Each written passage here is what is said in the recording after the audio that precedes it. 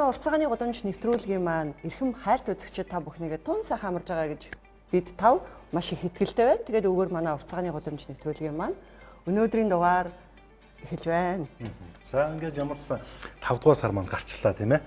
4 дугаар сард маш их адал авдалтай байлаа. За тэгээд урт цагааны гудамжинд өнөөдөр 3 сая ирсэн зочин ирсэн. За ер нь дугаар ирэх тусмал их сонирхолтой хүмүүс ороод байгаа те. Заримын араас жигч хөөцөлдөх юм, яг аргагүй барьж авах юм.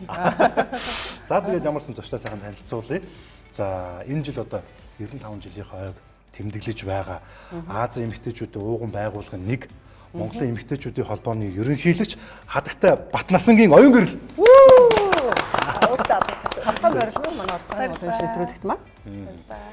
Арай бүхэн цоос хэлсэн үгүй юу? Арай чи жоохон дэвж мэдээ яасан те. За дараагийн манай залууг бол үзэж бол сайн таньж байгаа да. Одоо би барыг танилцуулах хэрэг байна уу? За манай Монголын бас энэ залуу хуульч өмгөөлөгчдийн төлөөл болсон. За сүүлийн үеийн жидүүгэн талаар нэлээд бас нухацтай үнэн хэлдэг нэгэн сайхан залуу бий. За мэдээж энэ бол Жаргал Цэнгэлийн Эрхэн Баатар. Одоо чи яг тамирчин шиг биш үү? За баруун гад талд сууж байгаа энэ сайхан дүүг маань бол за манай урлаг соёл сонирхдаг хүмүүс бол ичнээ таньдаг болсон тийм ээ. Авьяаслаг монголчууд Ili Voice гэдэг энэ сайхан үндэсний томоохон уралдаан тэмцээнд одоо оролцож бас чамгүй амжилтыг үзүүлсэн залуу дуучин Эрдэнэ зоригийн Алтан шагаа, Зандан шагаа. Би яг таныг ингэж зориод ингэж сольж хэлнэ гэж мэдээд байгаа. За үзэгчдээ Зандан шагаа шүү тийм. Тэгээд юу шагаа гэж хүмүүс их нэрлэдэг те. Би бас нөгөө нэг юу нэр нэгтээ бас андуурхам гарч уучлаарай тийм. За тэгээд ямарсан 3 зочиндоо бас маш их баярлалаа. Өнөөдөр ингэж зориод ирсэн тийм ээ. Тэгээ манай нэвтрүүлэг бол ерөөсөө юу шүү. Ямар нэгэн тийм сэдвийн дээр баригддаггүй шүү. Тэр дундаа улс төрийг бол нэг яриад байдаггүй юм. За тэгээд номыг ч те. Ер нь бол өнөөдөр цөмөрөө яг нэг гэр бүл шиг сайхан нэг хамт олон шиг бай.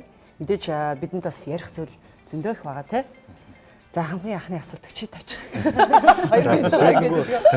Нөгөө хол явсан хүнээс сонир сайхан сонсгдээ тийм ээ. За оюунгэрэлчүүд бол сүүл баруун 5 аймгаар яваад бас тийм эмэгтэйчүүдийн төлөөлөлтөд уулзсан.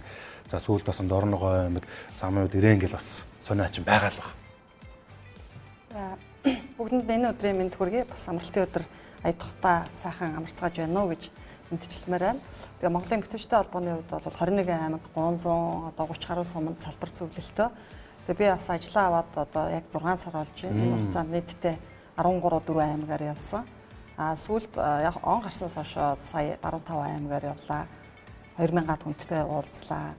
Сая Дорногой аймгаар явсан замын үдэд очиод бид бас гадны эмэгтэйчүүдийн байгууллагатай 25 орчим одоо улсын эмэгтэйчүүдийн байгууллагатаас харилцаж байна. Тэгээ эхнийх нь бол бүх хятад эмэгтэйчүүдийн холбоо бас байсан. Тэдэртэй бас уулзсан. Тэр дагуу бид нар бас эмэгтэйчүүд нийлээд бас юм ногоон бүс байгуулъя, ногоон хэрэн байгуулъя гэдэг саналыг тухайд очиж уулзаж байхдаа тавьж ирсэн. Ер нь бол торгоны замын эмэгтэйчүүд нийлсэн ногоон хэрэн байгуулъя гэдэг ийм санал бид тавьсан. Тэгээ энэний бас эхлэл болов гэж бодож байгаа. Бид нарт бас нэг 400 мод хандсан. Тэгээд хандвийнхаа модыг аваад замын үдэд ойрхоноор нь замын үдэд тарьсан. Тэгээ бас сүлжилт ихтэй харьцангуй хөхөт замын үд ирээж гэдэг юм. Яг тэр хэсэг бол ижил уур амьсгалтай, илүү их сүлжилттэй, уурай шилттэй тийм хэсэг байсан болохоор тэнд бас 400 мод тарьчаад ирлээ. Тэгээ цаашаа бас олон мод тарих байх. Нэг ийм зүйл бодогдоод байгаа. Сүүлийн үед нийгэм бүх салбарт за урлаг, спорт, улс төр, бизнес бүх салбарт эмэгтэйчүүд бол маш их хүч төрөн орж ирж байгаа тийм. Бид нар бол бүгдээр харж байгаа. Маш чадaltaй ч болсон байна бүсгүүчүүд тийм. Яг энэ тал дээр бол миний хувьд бол маш их бахархдаг. Би Монгол эмэгтэйчүүдээр одоо тэр хатан ухаанаар тэр гайхамшигтай төвчээрээр бол үргэлж бахархдаг хаан чилдэн тий. Тэгэхээр одоо юу гэдэг нөгөө талдаа одоо гэр бүлийн хүчирхээлж гэдэг юм уу альва нэгэн нийгмийн бас нэг жоохон хүндхэн тийм асуудал дээр голцоо хохирогч эмэгтэйчүүд хүүхдүүд байгаа гэдэг тий. Яг энэ эмэгтэйчүүдэд нэг талаас бол дэмжих тал дээр өшөө урамшуулах, зоригжуулах одоо дэмжих нийгмээс тий төрөөс дэмжих тал дээр ямар хуу аргамж авах эмэгтэйчүүдтэй холбооноос тий. Нөгөө талдаа одоо нэрх ашиг хөндөгдөж байгаа, зөрчигдөж байгаа тал дээр ер нь энэ ухаан хэмжээнүүд авах уу? Тэгээ түрүү улмаа маань хэлсэн Монголын эмэгтэйчүүдтэй холбоо Азийн эмэгтэйчүүдийн одоо ууган байгууллага. Тэгээ Монголын эмэгтэйч одоо бараг Монгол улсын тусгаар тогтнолтой нас чацуу шахуу энэ жил манай эмэгтэйчүүдийн холбооны яс 95 жилийн болж байгаа. Удахгүй 5 жилийн дараа 100 жилийн болно. Тэгээ ер нь бол яг 95 жилийн хугацаанд энэ Монголын эмэгтэйчүүдийн байгууллага гэж энэ байгуулга бол Монгол улсын түүхэнд ялангуяа одоо Монголын ард түмний хэл бичиг соёлд асар том үнэтэй хувь нэмэр бүр түүхэн хэмжээний үнэтэй хувь нэмэр оруулж ирсэн ийм томоохон байгууллага.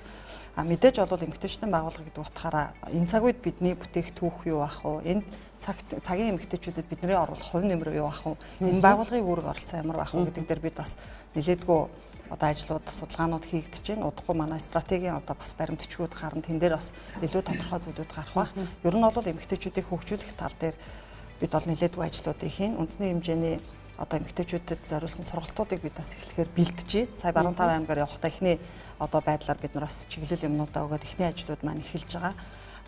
Мэдээж дэлхийн хэмжээний эмэгтэйг бэлтгэхтэй олон улсын хэмжээний одоо сайн тоглогчдыг одоо бэлтгэх ийм чиглэл рүү бид бас явна.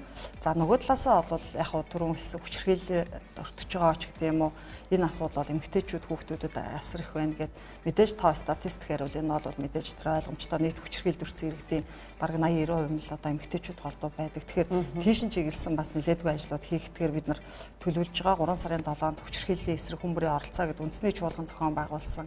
Тэрнийхээ хүрээнд би бас сая Баруун Таван аймаг болон очсон газруудаараа яг хүчирхийллийн эсрэг хүмүүрийн оролцоо гэдэг лекц уншаад тэн дээр бид эмэгтэйчүүд нийлж манлайлж яаж оролцох вэ гэдэг яг хүчирхийлэл гэхээр биднийг ингээд байна. Бид одоо тэ зовоод байна, зүдрээд байна гэхээсээ илүүтэй нийгмийг соён гэгэрүүлж тэ нийгмийгаа одоо манлайлахад эмэгтэйчүүдийн манлайлал илүү оролцоотой байх юмаа гэдэг энэ талаараа бид бас эмэгтэйчүүдийн байгууллага нэлээд төлхөө ажиллана. Тэгэхээр ерөөсөө нийгмийг соёлжуулах, нийгмийг одоо соён гэгэрүүлэх энэ тал дээр бид бол хамаг гол хүчээ хийж ажиллана гэсэн ийм зорилготой байгаа. Тэгээ мэдээж яг одоо хуулиуд, бодлогын түвшний одоо асуудлууд руу нэлээдгүй юмнууд хийнэ гэсэн ийм зорилготой ажиллаж байна.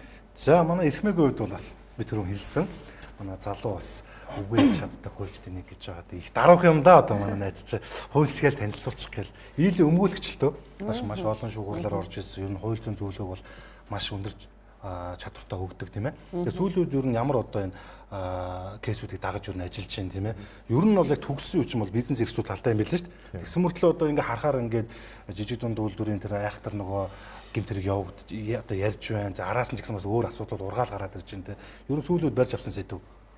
Тий, юу өмнөний нэвтрүүлэл хүрсэн баярлаа тий. Тэгээд энэ чөлөөт нэвтрүүлэгт би нэг аль биесны хэдэн хуулийн яриад ч магадгүй шүү дээ. Зүгээр. Тий. Тэгээд яг сүүлийн үед сүүлийн нэг 2 жилийн хугацаанд нэлээд нийгэм чиглэсэн ажлууд хийлээ. Тэгээд яг нийгэмд өрнөж байгаа одоо хүчрхийлч тийм үү тий. Ингээд одоо нийтийн хөрөнгийн зарцуулж тийм үү тэр албан тушаалын аднаас үйлдэлтэй одоо хууль бус үйл ажиллагаанаас сохирч тийм үү. Энэ бүх зүйлүүд дээр ингээд хуульчд манлал дуурах цаашгүй шаардлага байд юм байна. Учир нь тэр нэг дандаа нөгөө кейс нь өөрөө хуулийн хууль зөрчсөн. Дээр нь үнэхээр хууль зөрчсөн бол шүүхт хандах хэвээр, өргөн журмаа шалгах хэвээр гэх мэтчлийн шийдвэр гаргалтууд дандаа хуульч хүний нарийн мэдлэгтэй уялдж идэг учраас бидээс өөрсдөө үргэлжлүүллээ. За хоёрдугаарт бол залуу хүний хувьд бас нийгэмд чиглэсэн бас ажил хийх ёстой нь одоо бидний үе одоо үүрэг юм да. Тэр утгаараа нэлээд тийм олон нийтийг чиглэсэн кейс дээр ажиллалаа. Тэгээ ингээ явцад бол хэд хэдэн зүйлийг бол ойлгож ажиглагдаж байна. Тэгээд нэгдүгürt бол энэ бид одоо нийгэмд үүсэж байгаа одоо хүчирхийлэл за тэр жидүүч тийм үү те за цагааны байгууллагын үйл ажиллагааны стандартыг сайжруулах тогтоох юм нэг олон зорилт уриалгууд бол одоо манай улсын хурлын гишүүд маань ус төчд маань одоо ингээд өдөр болгон зургатаараа ярьж штэ. Тэгэхээр энэ яриа гарч байгаа шийдвэр түүний үр дүн 3 бол их зөрүүтэй гэдэг нь бол одоо бүх кейстэй нотлогдож байна. Жишээ нь үүдээ жижиг дунд үйлдвэрлэлийг дэмжих ёстой гэдэг зорилтын хүрээнд жижиг дунд үйлдвэрлэлийн зээлийг банкар биш сангаар шууд өгдөг болгоо энэ нь өртөг багтай маа гэхээр бид бүгд дэмжих ёстой шүү дээ. Өртөг багтай очивол тэр хүүгийн зардал баг туссан тийм үү. Гэтэл яг энэ сайн зорилтын цаана юу гэхээр яг нуус төрт өөртөө байгаа тавцсан жаах жишээ нь тийм үү. Хулгайг л нэрлэлт тийм. За магадгүй тийм. Тэгэхээр ингээд энэ одоо яг цаанаа ингэж аваад авсан байна уу? Яг аль хууль зөрчсөн бэ гэдгийг хуульчд хэлж ингэж нийгэмнүүд болоод өгөхгүй бол иргэд бол ингээд за хулгай юм уу, олон тушаал хэрэг юм уу гэж нарийн сайн мэдээлэл хөлтөж ялгаж харддаг юм. Тэр ингэ ялгаж харуулад өнгө төрхөөр ингээд бодоо явж байгаа хэвчээ. Тэгээ түрүүн би хэллээ те энэ ам ажил үр дүн 3-ын зөрөө их хөргөн одоо байт юм. Нэг сэдв барьж аваад ингээд яг араас нь явахаар шууд зохио л та яг тэр жидүүд толбогдсон хүмүүс ингээд нэг тийм хувь одоо тэр хуульч гэх юм уу хүн рүү дарамт үзүүлэх үү? Тэгээд дарамтч яг гэхүү яг. Гэхдээ ер нь бол 5-6 хүн бол уцаар ирсэн. Тэгээд их тийм бодолтойгоор л гэсэн. Тийм үү. Ер нь боддог. Би бас яг бодож байсан байхгүй. Иймэрхүү ингээд нэг юм зөрөгтэй ингээд зарим нэг хүмүүс жоохон дуурдаг штэ. Тэ? Яадаг бол эсвэл бүр айгаад чимээгүй байд юм болов эсвэл ямар нэгэн цаг ураач гэдэг юм уу ямар нэгэн далд арга зам харж авах юм дохио мөхөө яг зүгээр ингээд байдаг тий бодолтойгоор за хамтарч ажиллана шүү гэж байгаа тэгсэлтэй тий. Тэгээд хамтарч ажиллана хоёр ойлгосон шүү дээ. Хамтарч ажиллана шүү гэдэг чи яг манад гарчаач л гэж байгаа санаа мод тий. За. Тэгээд бид чи нөгөө би ч одоо жишээ нь 15 жил ингээд хуулийн кейс эрүүгүй кейс дээр ингээд ажиллаж хавцд янз бүрийн үзэн л тий. Жинхэнэ одоо ингээд айж болох үстэй хүмүүсээс янз бүрийн шууд дарамт ирнэ шүү дээ мэдээж тий. Тэгээд нэг талаар дөжирсэн юм байна тий. Ер нь салбарын онцлог байдаг бах тий. Хувь хүмүүсээс ч юм уу тий. Тэгээд бодолтой байгаараа гэхээр ерөөсө тоохгүй байдаг шүү дээ. Айж имийг өнгөцсөн болов. Тий. Яг өөрөө нэгдүгээр бас болгоомжтой ярьж байна. Би бол одоо жишээ нь нэг хүнийг бариад чим хүн гэдэг утгаараа биш яг үзэгдлийн яриа явж байгаа болохоор хаач ингээд ил тод яриа явж байгаа юм л та. Тэрнээс би нэг хүнийг барьж аваад тусгай зориулттай зоригтой ингээд ус төрийгээд яваад байгаа бол магадгүй тэр хүн над руу одоо уралж шөмжлөх нь бол аргагүй болчих шүү дээ. Тэгэхээр энэ үзэгдэл нь болохгүй байна гэдэг талаас нь би ярьсан шүү гэдэг. Тэгээд тэр нэг дарамт шахалтч гэдэг юм одоо тэр хүмүүсийн үзүү хичээж байгаа оролдлого шүү дээ дарамтлага тий. Тэр бол нэг тийм юутай хандах хэлж авахгүй л байна. Манай найзаг бас ингээд бас татвар дарамтлаад одоо агш нар болоорой. Зүгээр ярьсан шүү дарамтлаагүй шүү. Бага шүү гэж тий. За манай шагаагийн хувьд бол бид түрүү хэлсэн. За үндэсний хэмжээний хоёр томоохон уралдаанд бас ороод өөрийгөө сорьчихсан тийм ээ. Түрүүн бас манай зочдоос хараа танилцлаа энэ гэр бүлээрээ оролцож исэн гэд. За шагаад үгүй уран бүтээл бас өндөр үстэй. Өндөр. Сүүлийн үед өндөр ажиллаж байна. Сүүлийн үед манай voice show-ны Отгон баярын баг. За. Отгон баярын шонхрууд Оцсон бас нэр өртөө үзлээ. Шонхрууд бүгдээрээ хамт одоогийн мэдлэр яг тууштай явж байгаа яг 10 залуу байна. Тэгээд энэ дундаас манай 10 залуучууд хувьдаа өөрсдийнхөө уран бүтээл дээр ажиллаж байна. Тэгээд дээрэс нь Отгон баяр ахтайгаа хамт бас ажиллаж байна. Урд хамтлагтаа бас ажиллаж байна. Арын одоо тоглолтын арын албыг хаших тий тоглолтод нь оролцох ах нартай туслах маягаар ер нь бол маш олон зүйл дээр ажиллаж байгаа. Тэгээд хамгийн гол нь бол залуучууд бид нөр өөрсдөө хүсэл мөрөөдлийн төлөө явж байгаа болохоор маш их ууггүй үзэж байна л да. Өдөр болгон одоо дасгал сургуульд дуулалтын тий янз бүрийн лимнүүдийг хийж байна. Тэгээд дээрэс нь бас нэг өөрсдийн шинэ уран бүтээлүүдтэй болох гээд одоо дууны ая шүлэг гэх мэтчлэн маш их олон зүйл дээр хүмүүстэй хамтарч ажиллах гад өөртөө бас өөртөөсөө юу гарах нь вэ гэд өдөр болгон л өөрсдөө нэг шүүсийн шахна гэдэг шиг тийм л юм одоо. Уран бүтээлч хүний хувьд хамгийн чухал юм чи яг гоё дуулах, гоё авьяас таахаас гадна яг өөрийн гэсэн брэнд болгосон уран бүтээлийг гаргах бол ер нь бол яг тэр уран бүтээлчийн хамгийн чухал хэсэг шүү дээ. Тэгээд би бас бодож байсан шагааг одоо манай уртцааны зочноор орно гэд авьяаслаг монголчуудад маш олон авьяастай монголчууд орсон. Тэрэн дунд гэр бүлээрээ орсон учраас хүн болгоны ой томд маш тийм гоё юм онцгой мэдрэмж төрүүлсэн те тод үлдсэн. Ээж нь гоё гитар даалдаг, эгч нь өдөөч нь эгч нь дуулдаг, чи дуулдаг. Тэгээд дандаа андарууд өгдөө те. Би хөгшин царайтай юм уу? Эсвэл одоо манай эгч тийм жоохон царайтай харагдаад юм гэдэг. Тийм. Тэгээд танай гэр бүлийнхэн одоо яагаад тийм бүгдээр авьяастай байна? Аав чи өөртөө гоё дуу зохиодог хүн байсан гэсэн те. Тийш ээжийнх дурс ярьж байсан санаж байна. Тий. Тухайн үед яг шоунд оролцоход маш их сайхан сэтгэлдтэй байсан л да. Тэгээд ээжигээ одоо залуу наснда хийж чадаагүй мөрөөдлийг биелүүлэхийн тулд энэ том авьяаслаг монголчууд гэдэг том шоунд оролцъё. Ээжигээ бас тий өөрийнх нь хүсэл мөрөөдлийг багч гисэн бүтээхийг хичээе. Том дайзан дээр гаргаж үзүүлье. Хоёлаа хамтдаа хань болоод дэмжиж ээжигээ ер нь дэмжиж орох. Ер нь бол ээжийнхээ ард зогсох маягаар л ер нь орсон. Тэгээд яг хуу телевизийн зүгээс биднэрт та нар одоо нэг ингээ гэр бүлийн хамтлаг болоод тийм ингээд шууд юу ачгаа хамтлагийн одоо чиглэлээр ингээд оролцсон нь илүү сонирхолтой баха. Тэгээд бас биднэрт заавар зөвлөгөө өгж байгаа. Тэгээд тэрнийхэн дагуу бид нар бас тийм тэгээд гэр бүлийн хамтлаг гэдэг нэрээр орё гэсэн. Бид нарыг та нар нэг нэр бодоод нэг тустай гэр бүлийн хамтлаг гэдгээс гадна зүгээр нэг гоё нэр өгöd орчооч гэдгсэн. Тэгээд за яах юм бэ? Бид нар зүгээр гэр бүлийн хамтлаг гэдгээрээ л үж юм. Нөгөө бид нар чинь бас нэг ичээд нэг даруухан тэгэл нөгөө бид хоёр чинь болохоор нөгөө ээжигээ оруулах гээд явцсан баг ээжигээ зүгээр дангаар нэгээд хэлчих гэхлээр ээж бас нөгөө сэтгэл зүйн хувьд нэг жоохон сандрал нэгс гээд байдаг. Тэгээд гурлаа хамт гэр бүлээрээ гарчаад арай зоригтой тийм гэр бүлээрээ хамт гараад ингээд хамтлаг гээд явчих юм бол бас арай нэг нөгөө нэг өөрсдөө тийм нэг хамт байгаа гэдэг утгаар тэгээд хамтлаг болж орсон. Тэгээд эхний шатн дээр нь аавынхаа зохиосон дууг хар багтаал бид нэр одоо ээжийнхэн одоо тоглож байгаа гитарын аян дээр хамтдаа хоолоо салгаж дуулж тэгэж өссөн. Тэрийгээ л одоо яг олон жилийн дараа бид нэр тэр аюулгүй монголчуудын том тайзан дээрээс ард түмэнд зориулж дуулж үзсэн. Маш их сайхан сэтгэлдтэй. Тэ шагаа чи хэдэн настай? Одоо 27. Чи ер нь юу юм бэ те? Ингээ хараад тахлаар яг сүүл дээр voice дуусан залуучуудын харахаар ер нь нэг тийм ор багтаа нэг baby face хэрэгтэй залуучууд байсан те. Би одоо яг санаж нэг 4 5 залуу байдаг. Яг baby face тэгээд нэг тийм ор багтаа ч юм тэр хэрээр нөгөө нэг үзэгчдийн бас нэг тийм таталтай. Яг нөгөө Justin Bieber нэг октодын дунд нэг яагаад Яа манай Монголын тий бас тий. За тэгээ мэдээж ийм сайхан яриа одоо өрнүүлснээс хойш тийм ээ. Шагаа дуу манаас нэг сайхан айдуу өргөн бариач манай түүд мас юм дуу хууртаа тий. Ер нь янз янзын болноо. Та нар ер нь сонирхол хүлээж байгаа шүү. Тий. Үзэгчдийн маань бол мэдээж хамгийн дуртай хэсэг бол сайхан дуу хуур сонсох. Тэгээ ямар дуу сонсгож чинь тэгээд гоё имжлэгээ өргөж байгаа. За. Тэгээд сая сүүлд voice show-нд оролцсон. Тэгээд voice show-нд оролцохдоо отхон барихтай одоо нэг баг болж отхон баярхайгаа коучроо сонгож нэг ажилласан. Тэгээд юун дээр одоо хасагдах шатны буюу одоо semi final дээр бид нэг уран бүтээл авч дуулсан. Тэгээд би Монгол дуу сонгоё гээд тэгээд 50 батхын титэм мадлын 50 батхын одоо хүмүүс бол анхны ариа одгийг сайн мэддэг шүү дээ. Тэгээд тэр зүүд гэдэг уран бүтээлийг сонгож аваад маш гоё байж шүү дээ. Дуулахаар болсон. Тэгээд voice дээр тэр хувилбараар зориулсан дуулъя гэж бодож байна. За гоё юм.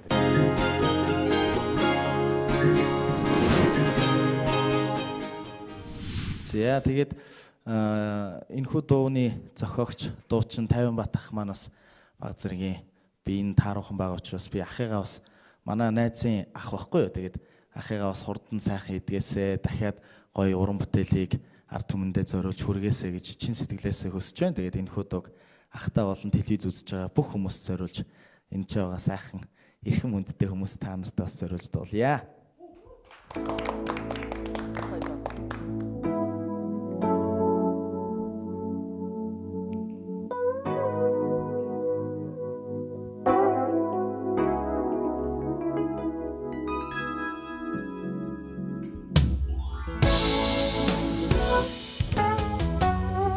Устасандан чамайг би хайрлаж бодол давтан санаа шилцуухтаа мөр холбон шүдэг дөө зохиож энэ бүхнээ чамдан зориулъя анхны хайрын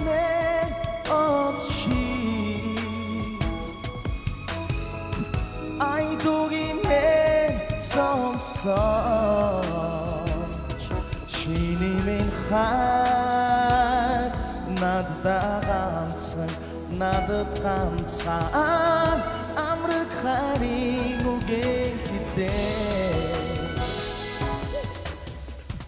зүт наранд минь саран ургуулж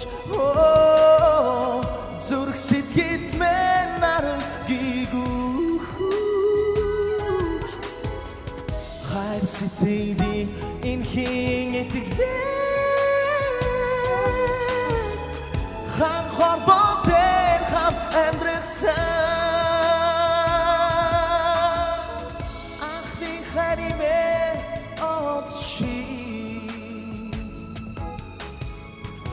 айдугийн мэн сонсож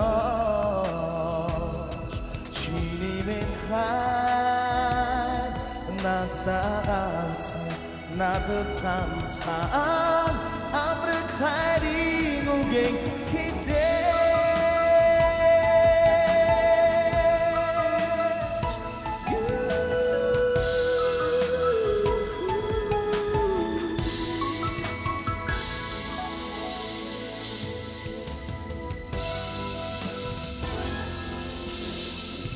анхны хайрын мэн отши айдугийн мэн сонсож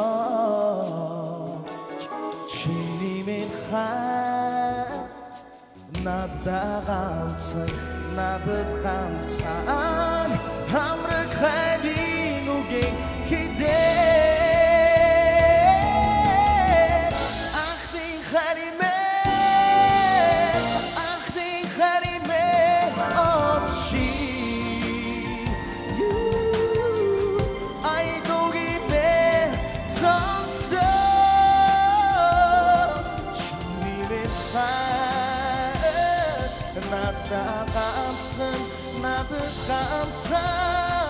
Амраг хайрын үгийн хідээ Амраг хайрын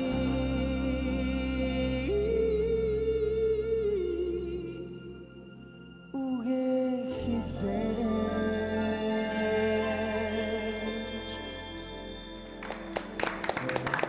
Браво! Йоо, ямар ч сайхан дуу вэ? Ямар ч гоё хоолой вэ?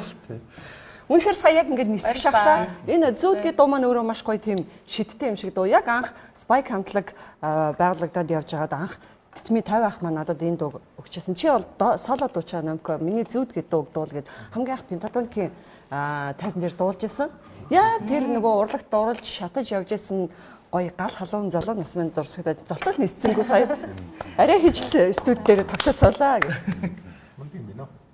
Сайхан байна те. За тэгээд юу оюунгэрэлч юм байна л та. Монголын эмэгтэйчүүдийн холбоо бол ингээд одоо удахгүй 100 жилийн ойгоо хийх гэж байна. Тэгээд хэд хэдийн хүн энэ байгууллага удирдах гэсэн те. Пагамдуулам, янжмаа, удвал, мөнхөө гэх те. Тэгээд би бодоод байлаа энэ яг холбооны түүхэнд хамгийн залуу ерөнхийлөгч нь та юу? Уг нөгөө хамгийн анх байгуулсан их зохиолч Ташдуржийн нутагтаржийн пагамдлам гэж байна. Хэд 23 настай байсан. Жихэн залуу байсан шүү дээ. Гэхдээ яг энэ пагамдламгүйг эмгэгтэйчтэй холбоо үүсгэн байгуулсан гэж хүмүүс их мэддэггүй. Сүхбаатарын гэргийн янжмаа байгуулсан гэж аяг ярьдаг. Үзэл сурталын юм явцсан байна те. Уг хаа зүгээр янжмаагаа их олон жил явсан. Энэ байгууллагын удирсан 17 жил. Пагамдламгүй бол өөрөө яг энийг санаачлаад үүсгэн байгуулад нэг жил гараа 2 жил орчим бас одоо удирдахжсэн. Гэхдээ магадгүй одоо явагдгийн хэвлэл мэдээлэлч гэдэг юм уу тэрийгээр нөгөө нэг гараагүй. Одоо цаг үе бас 90 хэдэн жилийн өмнөх түүхтэй холбоотой юмнууд бас их ховор байдаг учраас ортогцсон байх гэж зүгээр. Юм гэж сони энэ те. Зүгээр одоо бас 100 жилийн өмнө бол зүгээр юм Монгол байтугай те соёлд одоо өөр улсад ч гэсэн эмэгтэйчүүдийн холбоо гэж юу байсан те. Тэгээ Аз орны ард түмчиг сонж те. Эмэгтэй хүний нэг жоох нэг юм гэлтэй. Одоо урдын нэг тийм хятад энэ Солонгос, Японы тиймэрхүү те. Чи одоо Монгол баг тэдрээс төрүүлээд ингээд эмэгтэйчүүдийн байгууллагатай болж исэн гэхлээр бид нар ер нь бас энэ эмэгтэйчүүдээр нэлээд тийм дээр үсэж жоохон тийм дээдэлдэг те. Тэдрийг бас ингээд их сонсдог байсны нотлох юм шүү. Тийм эсвэл эмэгтэйчүүд нь их дайчин байсан баг. Аль аль тал нь байгаа. Чухалдаг байж байгаа л тэр чинь хүндлэгдээл те. Хүндлэгдээл. Байсураа авч аваад явсан шүү дээ. Тэр санал нэг байна хоёлаа. Пагамдлам гэж эмэгтэй бол өөрөө маш боловсралтай эмэгтэй байсан. Тэгээд яг тухайн үед өөрөө анхны парламентын гишүүн болж ер нь энэ эмэгтэйчүүдийн байгууллага гэдгийг байгуулж бид те эмэгтэйчүүдийг энэ санал өгүүлдэг хэрэгтэй болмоор байна. Бас бичиг үсэг сургадаг болмоор байна гэж. Тэгээд тэр бол маш гайхалтай эмэгтэй. Тэгээд ер нь манайхан бас нэг хэдэн хүн шагнуулах гээд энэ дэшрэмд хэлэхэд гэхгүй. Шагнуулах гээд ингээд ерөнхийлөгчийн хамгаалж бид нараас саналаа өргүүлэх гээд ерөнхийлөгчтэй уулзахаар би нэг хүсэлтэй өчөөд байгаад байгаа. Тэгээд тэн донд энэ пагамдлам гэдэг хүнийг нэрхэн шагнуулах асуудлыг бид ярьж байгаа. Магадгүй тэр эмэгтэй тэр үед энийг санаачилж энэ байгуулагдаагүй байсан бол өнөөдөр Монголын ард түмний бичиг үсэг хаана байх байсан те. Магадгүй бидний өнөөдрийн соёлт нийгэм ямар төвшөнд байх байсан гэд бас яг эргүүлээд харуул нэлээ нарийн юмнууд бас байдаг байх гэж бодож байгаа. Тэгээд тэрийг санаачлаад байгуулна гэдэг өөр аюул чухал. Тэгээд бүсгүйчүүдийг боловсруулах тасаг гэж байгуулна гэжсэн. Азад эмэгтэйчүүдийн санал өгөх эрх нь бол Монгол хамгийн дөрөнд. Тий. Авчсан. 24 оны тэр санал сонгуульд оролцож ирснээрээ саналаа өгч ирсэн. Тэгэхээр эмэгтэйчүүдийн сонгох эрх бол тэр үед нь баталгаажж ирсэн. Тэрнээс хойш шийдэлж байгаа. Тэгэхээр ислам шашин улсад бол эмэгтэйчүүд санал өгөх хэрэггүй шүү дээ. Америк чинь бараг 40 он. Америк чинь бүр сүүлийн 44 он. Тэнд ч л одоо ардчлалын их үндэс гэж байгаа улс нь тийм хойно зөвшөөрсөн биз дээ. Чинь Монгол хэд чинь бол 24 оны анхны тэр цүүд баталж явах явцтай л ирээд зөвшөөрсөн. Одоо тэр нөө нэхэж шагнах нь хэр байдаг юм бол нөгөө төгдөнгийн бор гэл эмэгтэй бас байсан тийм. Бас тэгэл тэр явлан дараа нэхэж шагнажсэн гэж би нэг түүхээс сургуучтай л харж ирсэн. Ер нь хууль зүйн үед бол боломж байдаг юм уу? Байга үүсэхгүй шүү дээ. Ер нь бол нэхий шагнуулдаг тохиолдлууд байдаг. Гэхдээ зүгээр яг ямар хүмүүстээр те ямар байдлаар шагнах уу гэдэг өөр асуудал байх л та. Гэхдээ ямар ч зүйл бид бол тодорхойлолтоо хөрвүүлж байгаа. Энэ юу н баг болж байгаа тий. Тийм их тийм. Айгуу том түүх байгаа. Том одоо түүхэн үйл явдал гэж ойлгож байна юм байна тий. Манай эмэгтэйчүүдээ бас хөндлөж байгаа сэтгэл өнөөдөр маань юм хэлж минь харуулна шүү дээ. Харуулах баха. Йорко энэ дэр хэр мэдрэмжтэй байна гэдгийг л харуулж тавьдаг. Йорко аюу Йорко гэдэг нь хараад сууж шүү дээ. Яаж шийдэх нь вэ? олон бүсгүүчүүд бас сонсоод сууж байна. Энэ зөвхөн эмэгтэйчүүдтэй холбоотой асуудал биш л дээ. Эмэгтэйчүүдтэй нэгдүгээр эрхийн асуудал боловч нөгөө талаасаа энэ байгууллага өөрөө байгуулагдсанараа Монголын ард түмний бичиг үсэг сурах энэ соёлыг анх тавьсан. Энэ нэг хүний биш нэг бүр бүхэл бүтэн хүүсийн те бүр байгуулгын бүр шагнал болж шүү дээ. Би нэг ийм зүйл хэлсэн. Манай зочид бас ингээд гоё ярианд нээлттэй оролцож болно шүү. Заавал битээр асуух биш. Ингээд бид нар ингээд гоё халуун яриа өргөмж. Битээрээс юм асуугаар ажиг шиг. Өөртөө айгуу жаргацсан сууж байгаа. Зочин мочин шиг суумарлаа шүү дээ. Тийм. За тэгээд юу хөө. Би эрхмээ болоо шагаа дүү хоёрынхоо нэг имийг бас анзаарсан л та. Энэ хоёр ингээд нэг юм да хоёул нэг юм дуртай юм билээ. Би хоёулаас нь асууж. Сая нэг яалаа хэдхэн өдрийн өмнө нөгөө хаатын тоглоом гэж суурал 8 дахь бүлэг нэгдлээ. Одоо ээжбэгээр гараад одоо жохомлын болж юм л да. Тэгээд энэ хоёр хоёулаа үздэг юм билээ. Би яг нөгөө аюу зөв юм болохоор хоёулынх нь фэйсбүүк руу орж морож ерөнхийдөө юм авчихгүй те. За тэгээд нэг үг асууя. 8 дахь суурал ер нь хэр сэтгэлж үүрсэн бэ? Үгүй 8 дахь суурал ч одоо дисиат хүлээж байгаа л сая үзлээ. Эхний анги бол үнэхээр сэтгэл хөдлөсөн мөчүүд ирэх байлаа шүү дээ. А зүгээр манай бүлгийнхэн бүлэг үүссэн биш үү? Групп үүссэн дээ. Групп дотор хэлцүүл болж байна. Ядаргаа. За манай экспертүүдийн үдж байгаагаар их хоёрдугаар ингэ жоохон уутгарт болсон гэж. Тэр арийг нэг үйлдэлээс бусд их уутгартай байлаа гэж байна. За энэ кинон өөрөө их тийм олон талаас нэмийг харуулсан. За тэнд улс төр явж гин, тэр хайр сэтгэл явж гин, тэнд өрсөлдөө явж гин, за тэр тоглоомч явж гин, тий. Тэгэхэд хамгийн чухал одоо тэр миний ойлгосноор тэр нэвтрүүлгээс киноноос өгөх гэсэн санаа юу гэхээр одоо нэр хүнд. Одоо би нэр хүндээ хадгалж одоо би өргөсөн хангартаа үнж бай. Энэ үнж байгаагүй нэ тэр нийгмээс нь яаж дорд үзэж одоо энэ үнж хангартаа үнж байгаагүй гэдэг нийгэм үлэхгүй шүү дээ. Тэгээд хангартаа үнж байгаа эцсийн мөч хүртэл одоо тий явж байгаа нь бол нэр хүндтэй гэж үлэгдэж байгаа. Энэ шинжин бол одоо бидэнд одоо их маш том сурамжтай харагдчихсан.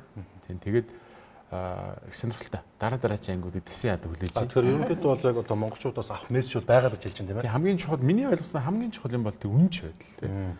Одоо тэр эзэн ноёндоо одоо эзэн хатагтаа тангаар өргөөд их орн одоо их одоо хаант тэтмийнхээ төлөө тангаар өргөж шүү дээ тийм. Тэр тангарахтаа ингээ үнчээр явсаар гад тусчих тийм үү. Энэ гайхалтай. Сон тийм ээ. За шаа сүүлчийн ангийг үзээд ямар сэтгэл төрөө?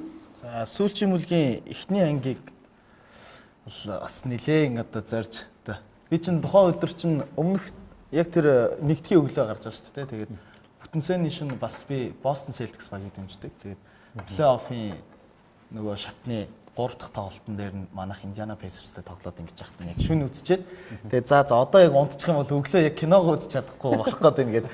Тэгээ бас нэг жоохон кино эргүүлж ингэж байж байгаад унтахгүй гүрэж байгаад өглөө 9 цагаас үзсэн баг. Огт унтахгүй. Тий, огт унтахгүй байж байгаа. Тэгжил одоо кинондоо бас тий. Дуртай кинондоо. Чи залууны хувьд энэ кино яагаад ингэж зөвхөн одоо тий Монгол гэлтгүй ингэж энэ дэлхийн энэ хүмүүсийг байлан дагуулад байна. Энэ кинонд бол авах зөндөө үзүүл байна л да. Тэгээ ялангуяа би яг ховгийнхаа зүгээс юу гэж бодсон гэхэлэр яг энэ кинонд дэр явж байгаа үйл явдлуудыг зөвхөн өөрийнхөө амьдрал дээр би хэрэг энэний оронд байсан бол яах байсан бол гэд орлуулж дандаа бодож үздэг. Ер нь кинонд дэр нэг тиймэрхүү юмыг би өөрөө нэг тэгээд идэх хэвгүй. Тэгээд сая сүүлд бол яг одоо эн чинь угаасаа нэг олон жилийн турш хийгдсэн кино тий жүжигчд нэгт солигдоогүй гэдэг утгаараа одоо зарим кинонууд дээр солигдсон байдаг шүү дээ. Тэгэхээр энэ бол нэгт солигдоогүй тэгээд дээрэс нь маш олон жилийг хамарсан маш том зураг болж байгаа учраас тэгээд тэргүүрээ нэгдүгээрт найруулга киноны бүхэл 10 жил болчихлоо шүү дээ. Сайн байгаа болохоор дэлхийн ертөнцийг одоо тэр чигээр нь байлдан дагуулж байна л да. Энэ бол миний баг дэлхийн номер 1 олон ангит зураг кино гэж хэлэхэд бол би бол хамгийн дөрөнд Оюунгэрэл шиг үздэг байна киног эмэгтэйчүүд гоё гаргадаг кино шүү дээ. Тийм үү? Би яг бодож сууж илээ нөгөө фейс дээр явуулсан шүү дээ. Энэ киног энэ сурлыг үзээгөө сүүлчийн өмнө би байна гэдэг шиг битээр суугаад байгаа шүү дээ. Хайдаа өнөөр би нэг оролцсон байхгүй. Тэгээд техник ангууд аягүй одоох. За чи яриад байгаа. Тэр 8 дугаар бүлэг дээр эхний анги нь бол яг хүлээлтэнд бол яг хүрээгүй байхгүй. За. Тэгээ яг за ер нь бол амар илүү их нөгөө хүлээлттэй байсан болохоор илүү их үнэлсэн юм байна тий. Тэгэхээр угаасаа яг нэг тийм байдаг шүү дээ нөгөө их сансан газар 9 шүд идэх шиг яг нэг тийм болцсон. Тэгээд тэгэнгүүт за 2 дугаар ангийг яах вэ гэд. Тэгээ 2 дугаар анги үзсэн чинь тэндээс надад хамгийн их таалагдсан юм нь болохоор 1-р бүлгийн 1-р ангиас хойш Brandon Stark, Jimmy Lannister хоёр анх удаага таарч байгаа хгүй хоорондоо. Тэгээд 8 дугаар бүлгийн 2 дугаар анги дээр хоорондоо таарсан чинь Brandon Stark тэрийг үзэн ядахчгүй тэрийг намайг түлхэж унгаасан ч гэж хэлээгүй. Зүгээр л та гэр бүлээ хамгаалж исэн ч тэл гэж хэлэхэд л би энэ тэ бас амар гоё нэг тийм хэсэг болоод өнгөрөнгөт би бол тэн дээр амар гоё уйлж тайлсан байхгүй. Манай улмаа ер нь тэр киноны аль дүртэй өөр өдөсөөлж байна. Би яг үнийг хэлэх үү. Энэ нөгөө интер номд нөгөө нэг энэ хаадан тоглоом чинь дөрвөн сурал ингээ номоор зарагдсан билээ шүү дээ. За би үнэлж байгаа шүү. Би тэр номыг уншаад үндэ зүрхшээсэн амар зузаан номууд ботууд те. Тэгээд би яг хамгийн ихний бүлийн хамгийн ихний ангийг үзчихсэн. Тэгээд тэн дээр ингээд нөгөө нэг ер нь ойлгохгүй бол 100 задгаа хэлж байгаа шүү дээ. Тэгээд нэг 2 3 дахь ангийг нэг харсан чинь тэр бол ер нь жоохон юу юм бэлээ. Яг тогтод суугаад тэгээд яг нэг тийм үзий гэсэн хүн бол аюу тэр гоё таашаал авах кино лээ. А түүнээс ингээд жоохон нэг тийм хүлээцгүй хүн бол тэрийг бол ерөөсөө гүцээж чадхааргүй юм л. Зарим мөчийн ингээ алдчихад байгаа шүү дээ. 2 үзчихэж тэр барьж байгаа. Яг юм биш үү. Үед тийм эцнарууд байд юм шүү. Эхний юм мөнүүд бол үн төвчээр шаардсан мөлий. Би бүрстэй аягүй үзэх гэжсэн өвчнөөс бас аахгүй явахгүй мөлий. Гэтэ тэр чинь явандаа дурлдаг гэдэг байгаа байхгүй. Гэхдээ чи 1 2 анги тэ үзчихээ тэгээд цаашдаа бол тэгвэл чи бас дурлсан юм биш. Би бол ганцаараа үлдчихлээ шүү дээ. Монголын нийгэмд байгаа тэр Солонгос киноны яг тэр сериал шиг биш байхгүй. Яг нэг хин тийм гэж хэлсэн. Сериал шиг биш ахгүй гэж шиг. За Game of Thrones яриад байвал зүгээр одоо их юм ярих бах. Эрхэн зочтой дайлээ. За бидэнд сайхан лаймн ундаа байна. За би ядуу манай нэвтрүүлэгт бас байгууллагууд хамтарч ажилладаг тийм ээ. Zebra Mongolia компани хамтардаг зүйлс. Энэ Швейцарын Грими компанийн лаймн колотой ундаа. За дайны алдар шар ариг Carlsberg, за мөн Tafel гэдэг юм чипсийг бол өргөн барьсан байгаа. Тэгээд та хэд мөн яг гэртээ байгаа юм шиг байл та. Аим сони ингээд нэг тийм айлт ирсэн юм шиг. Тэр гол модоо үзэхээр яаж суудын тэгэл суул та. За тэгээд түрүүн бас хэлсэн тийм ээ. Өнөөдөр бол их тийм сонин тийм составтай юм нэвтрүүлэг болж байна л да. Одоо эмэгтэйчүүдийн төлөөлөл за тэгээд бүр юу байна хуульч өмгөөлөж тэ. Сайхан ингээ урлагийн бас дүү маань ингээд ирсэн байж байна. За энд бас нэг сэдвийг хүндэх гээд байна л да. Тэр юу гэхэлэр манай нэвтрүүлгийн нэр уцааганы гудамж тэ. Яг хуу уцаан гэхлээр бас нэг хотын соёл руу яваад орчдөг юм л да. Тэ. Ерөн зүгээр таагуурын үед ингээд яг орчин цагийн Улаанбаатар ер нь хэр одоо өсөд дэвжиж чинь тийм ээ. Яг ингээд одоо хүн амынхын тал нь ингээд багширсан утаа түгжрэл за одоо өөр юу байдгийг те. Зундаа ингээд бас ингээд асуудал гардаг л да. Гэтэ тэгвэл бас хотынхоо сайн сайхан зүйлийг бас ярий тийм ээ. Ер нь ингээд нэг 7 хоног ингээд нэг өөр улсад ч юм хөдөө байж байгаа нэг нийслэлд ороод ирэхэд нэг сонирн байдагтэй. Нэг сандсан юм шиг. Бараг л нэг тэр нэг онцгүй юм ч гэтэл ингээд нэг тийм нэг аятайхан юм шиг те. Нэг өгүүлсэн те юм байдаг. Зүгээр тэр гоё хармын сэтгэлээсээ хуваалцаач л гэж. Би ярьж байна. Болно шүү дээ. Йоо. Бид одоо ингэ нэг тийм дэндүү юм шүмжлэлтгэлгээд болчих. Энэ бас нэг талаараа зөв. Нэг талаараа зөв.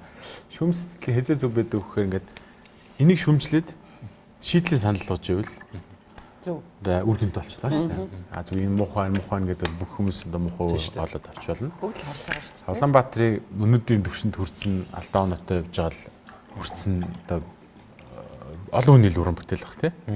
Биднээс ч оролцсон байгаа. Яс муухайгаар л уран бүтээл. Гэтэ хорон хэллээ тий. Тэг ингээд хогоо хаяхаас гисүүлээд бид ч гэсэн магадгүй зарим тохиолдолд оролцож ирсэн байж болно шүү дээ тий. Энэ ерөөсө бидний өнгө төрх байна. Тэгээд шүмжлэлтэй хараад байвал бараг зүйл зөндөл баг. Ингээд бүгд ингээд шүмжлэлтэй гэдэг нүд өдний шил зүүчүүлээ тэр нүдээр хараад байвал. Зүгээр эргээр нь харуул бид үнсний цэцэрлэгт хүрэл ингээд тойрчгүйгээ дагарслахынд орчдөг.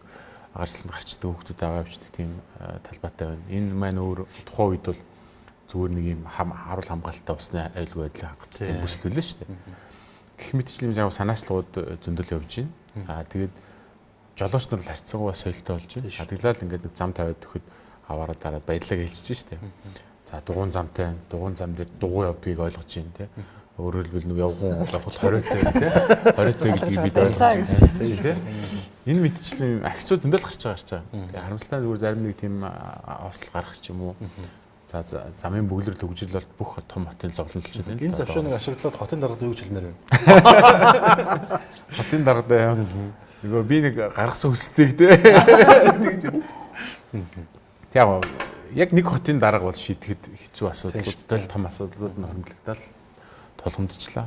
Одоо тэгээд тэр хүн орлого мэдэж хийж л байгаа. Угаасаа 1 саяас дээш Оросоос хөгжтэй болчих юм бол метрополитен гэдэг бүр том хотын статустай болдог гэж ойлгоод байгаа шүү дээ. Тэр хот нь хөгжилтэй байна уу, хөгжилгүй байна уу тэр нь эс хамааралгүйгээр байдаг. За өнгөрлөгч байна. Тэгээ яг залуучтай харилцаа айгуу сайн болсон. Тэгээ залуучууд бас их ном уншдаг болчих. Хоорондоо их гоё нөхрөлдөг болж те.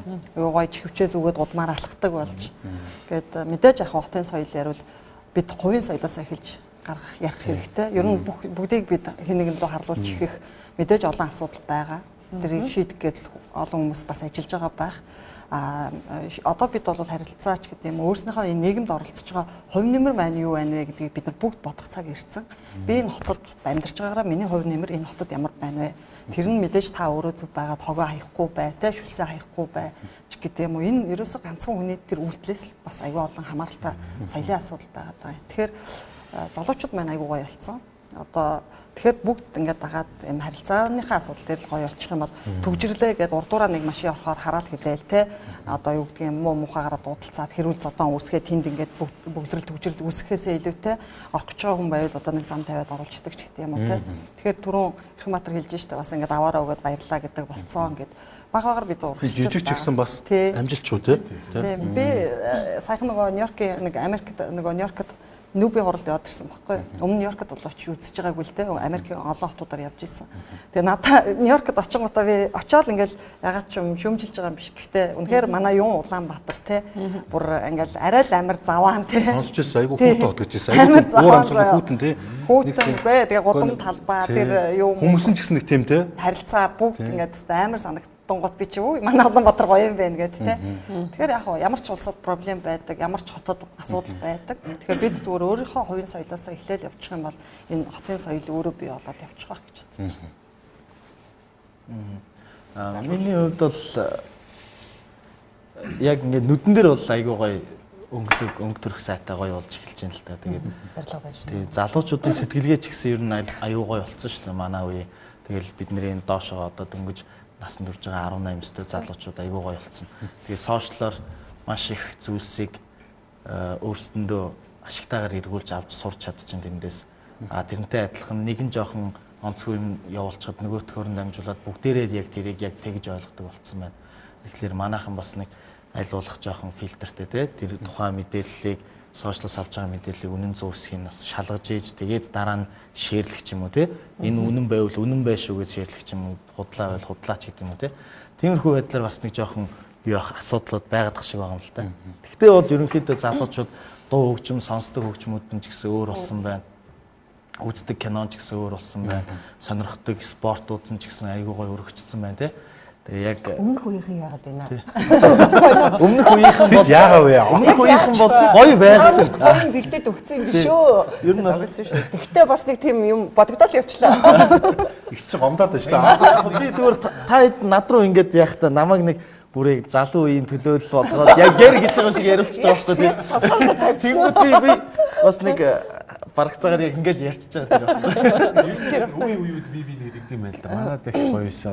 Одоо хүүхдэд өөрөө ч шиг юм хандлагатай. Бид одоо тэгэл одоо бодлого яг тэгжсэн шүү дээ. Одоо ингээл урлагийг яагаад те спайк номталт гэдээ яг бидний нэг үе шүү дээ те. Камертон тэгэл бид нар л энэ үеийг өстой бужигнуулж ийн гялалзуулж ийн гэл яг го залуу үеийн бас тэр ирчвчтэй бодол тийм байдаг юм шиг. Энэ яг 3 үеийн байна л да. Уушлаарай. Хоёр бол угаасаа нэг ойролцоо үеиг угаасаа. Битээр угаасаа бас нэг үеиг багтаа. Нуугаач яг энэ бас нэг үе явж байгаа байхгүй. Тэр энэ баг 3 үеийн төлөөл байна л та бас тий. Ахмад залуу бид хоёроо битээ мартаарай л гэж те. Бидний төлөөлөө.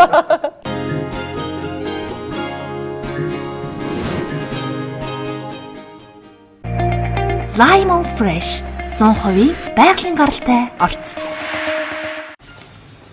Би удахгүй.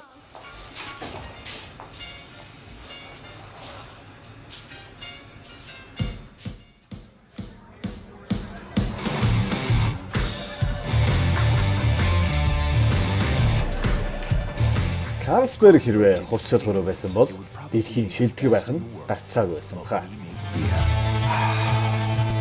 Хонгор минь ямар харагдаж байна? Гайхалтай.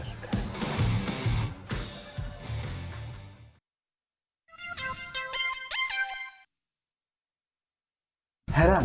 Окей саунд шинжлэгдсэн байна. Бидний амьдралын бүх зүйл окей. Сайхан амьдралын амд нүүдэл гойно. Уута цэглүүж ацтан болцоо. Өгөөж. Bio-Home харшил үүсгэхгүй Сингапурын эко бүтээгдэхүүнээр гэрээ цэмцэлгээрэй. Шингэнийг агшин цогт шингээ. Сонгон хайрханчуудаа сансар сүлжээ илүү ойртлоо. Их наран салбарын нээл 4-р сарын 27-ны өдөр сансар сүлжээ дэлгүүр. Цэвэрлэгээний хан Сарма.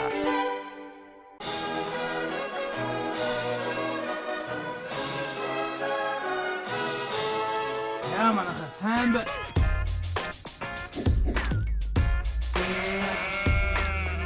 Хоноо хотлуулчлаа хоно. Та Instagram юм уу? Bye now bye. Та яаж ингэж гоё амьдраад байна? Манай интернет байхад мэдээлэл соторно гэж байхгүй шүү дээ хүмүүс.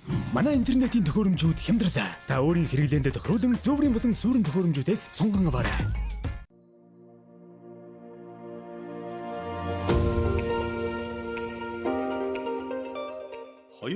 онд үүсгэн байгуулагдсан 15 жилийн түүхт Evergood Life салон таныг үрж байна. Та манай салоноос үсчин, гоо сайхан, гоёлын болон өдөр тутмын бодолд, маникюр, педикюр, альжаал тайлах массаж, халуун жакузи болон сав массажны үйлчилгээг нэг дороос авах болно. Манай хаяг Galaxy Tower-ын 2 давхарт байрлаж байна. Харилцагуудаас 711 1881.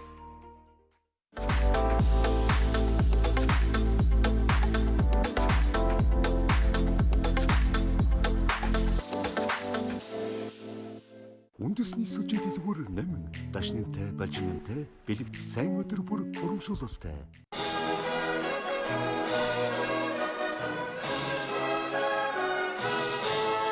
Яа манайха сайн бай.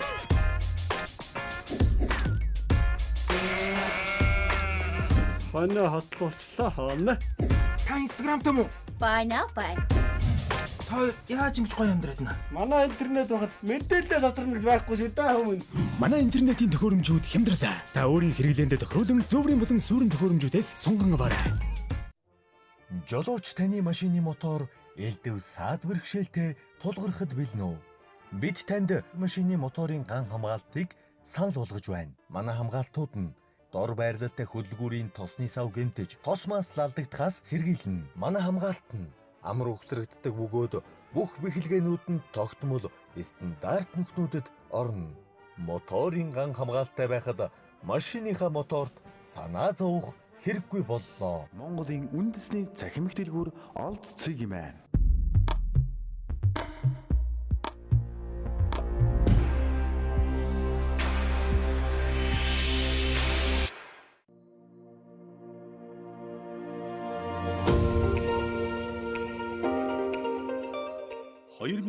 онд үүсгэн байгуулагдсан 15 жилийн түүхт Evergood Life салон таныг үрж байна. Та манай салоноос үсчин, гоо сайхан, гоёлын болон өдөр тутмын бодолд,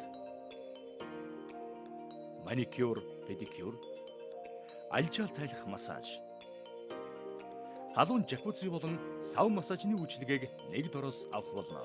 Манай хаяг Galaxy Tower-ын 2 давхарт байрлаж байна. Харилцагуудаас 711 1881.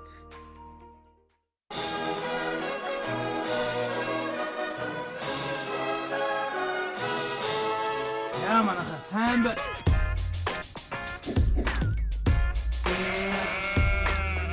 Хоноо хотлуулчлаа хоно. Та Instagram юм уу? Bye now bye.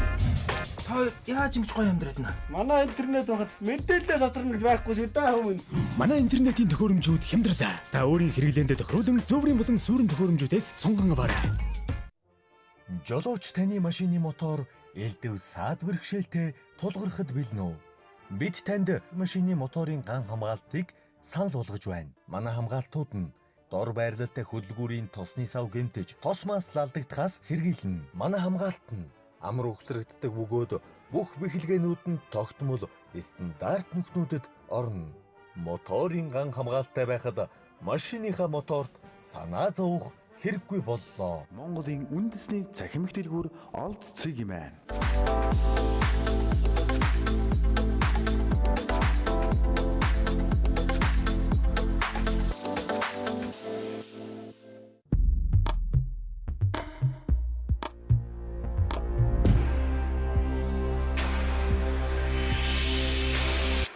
Үндэсний сүлжээ дэлгүүр 8 дашнинтай, балжинтай, бэлэгт сайн өдөр бүр урамшуулалтай.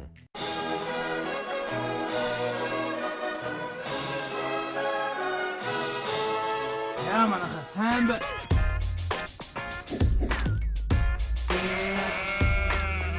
Хоноо хотлуулчлаа хоно. Та инстаграмтай муу? Байна бай. Та яаж ингэж гоё амьдраад байна? Манай интернет байхад мэдээлэл соцорно гэж байхгүй шүү дээ хүмүүс. Манай интернетийн төхөөрөмжүүд хямдралаа. Та өөрийн хэрэглээндээ тохируулан зөвөрийн болон суурин төхөөрөмжүүдээс сонгон аваарай. Цэвэрлэгээний хан Сарма. Нээлт өдрийн эхний 200 худалдан авагчид 10,000-5,000 төгрөгийн худалдан авах эрхийг бэлгэлнэ. Сансар сүлжээ дэлгүүр. Миний нэг өдрийн ногоон хэрэгцээг хангаж чаддаг учраас, үрдмийн хэрэгтэй учраас бид Kagome сууг. Тропикийн ховор жимс ногооны 100% жуус. Типко. Уута цэвлүүлж ацтан болцгоо. Өгөөж. Сайхан амьдралын амд нүүдэл гойно. Хараа. Окей сан шимсэгцэн байна. Бидний амьдралын бүх зүйл окей.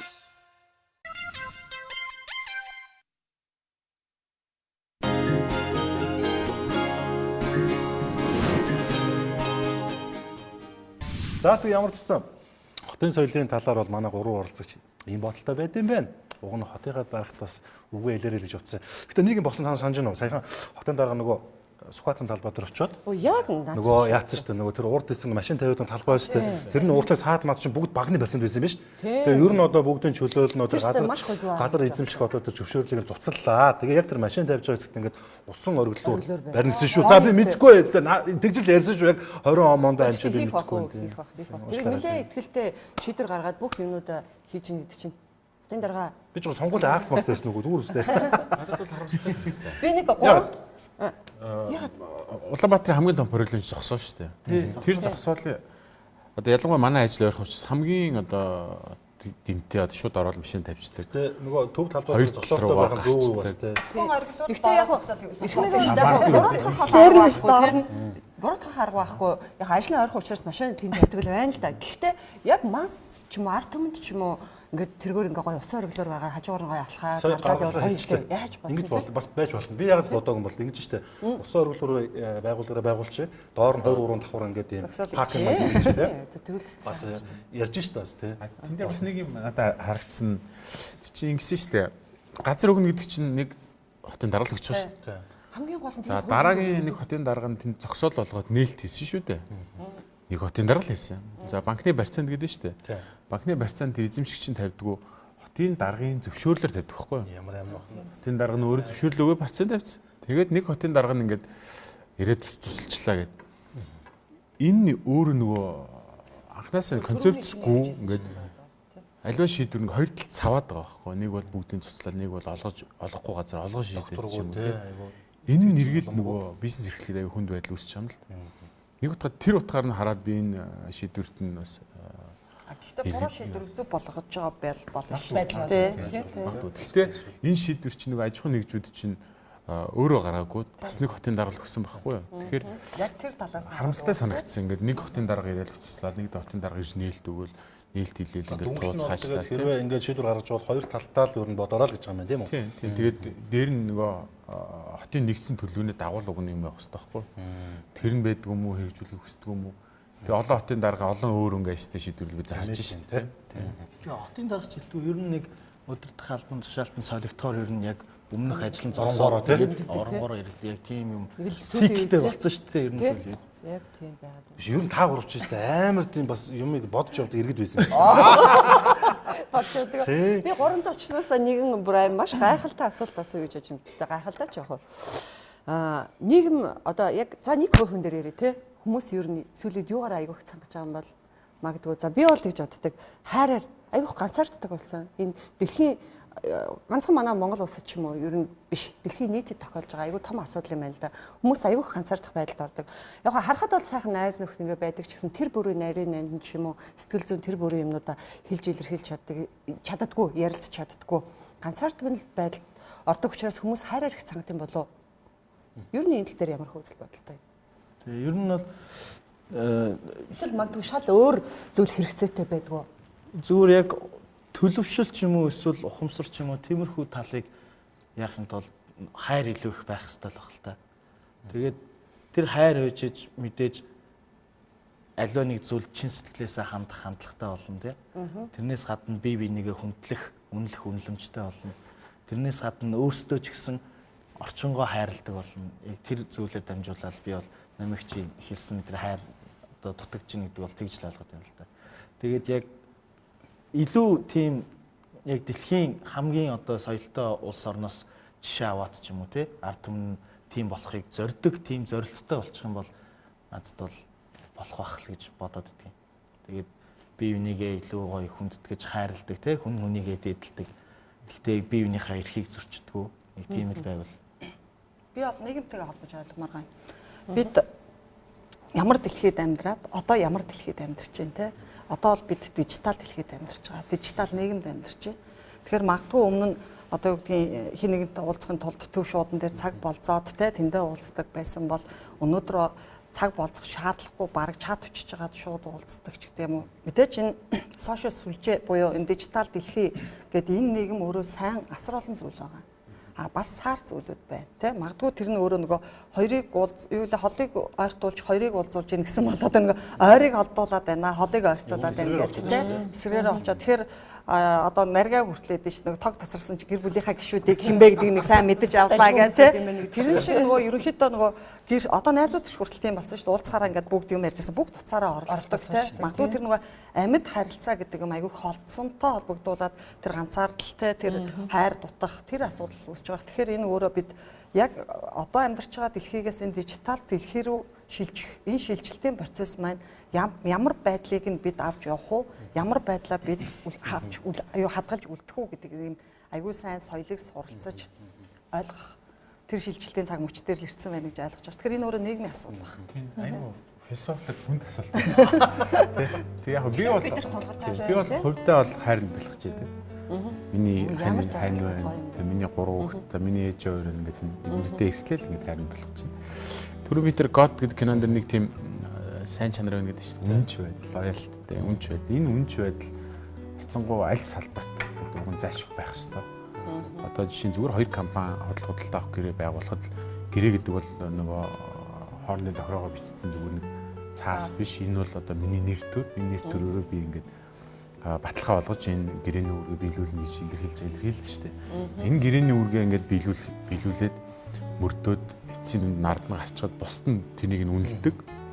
Энэ гэрээний хэрэгждэг байвал нэг ажлын байрцсан магадгүй цаана бий болохны татвар төлөгдөх юм одоо.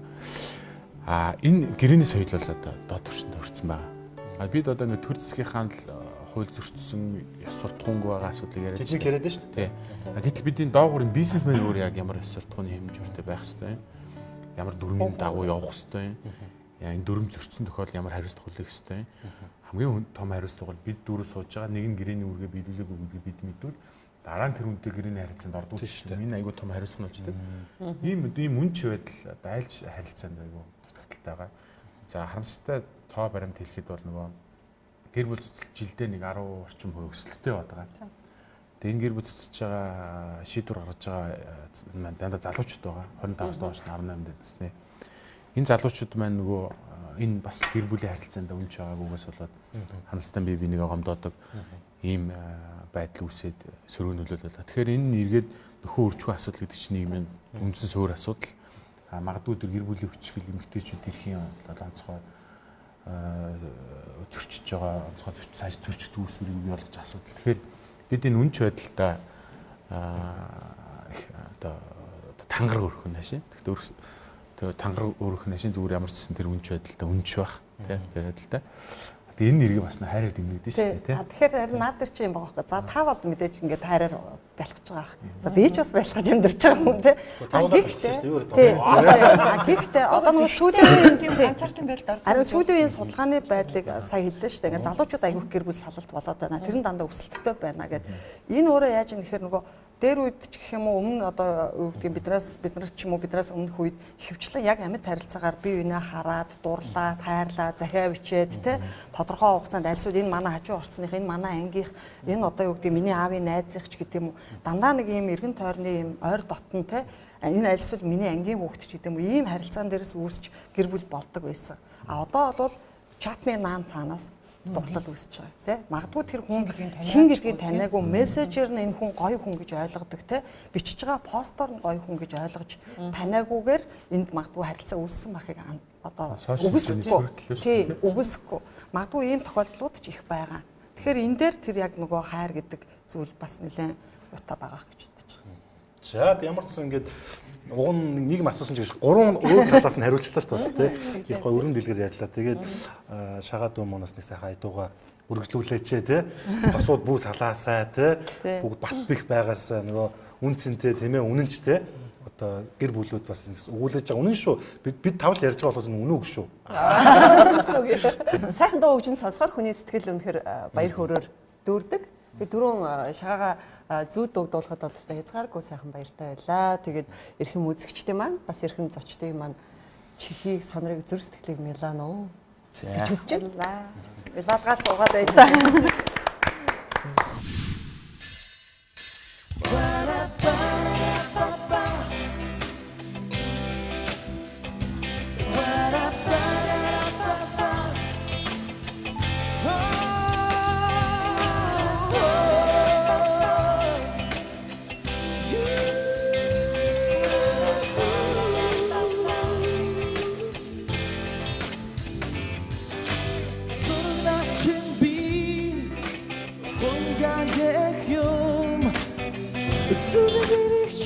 Жаргалтай сайхан хүлээн сухтаа шамтагаан уулзахаа хүслэгийн эрхээр чамайг санахаа үнэрээ чин би сэтгэлээ ардаад үнэн чигчгүүдийг чин надад сайхан хобин холоос Шамайг төвлөсөн хосгоёр зөвхөн тархахаа хайр минь чамда би хурдан очих юмсан хорот хайр хүнтэй бай сайхан юмаа хайр минь чамда би хурдан очих юмсан хорот хайр хүнтэй бай сайхан юмаа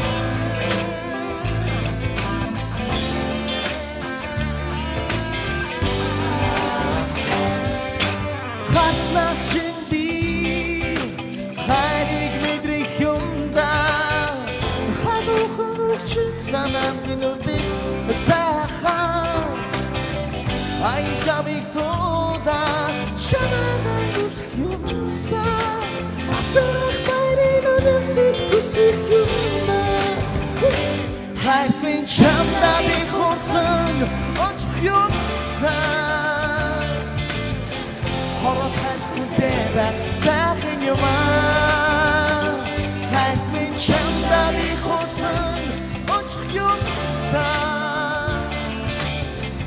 хорот хайр хүнтэй бай сайхан юмаа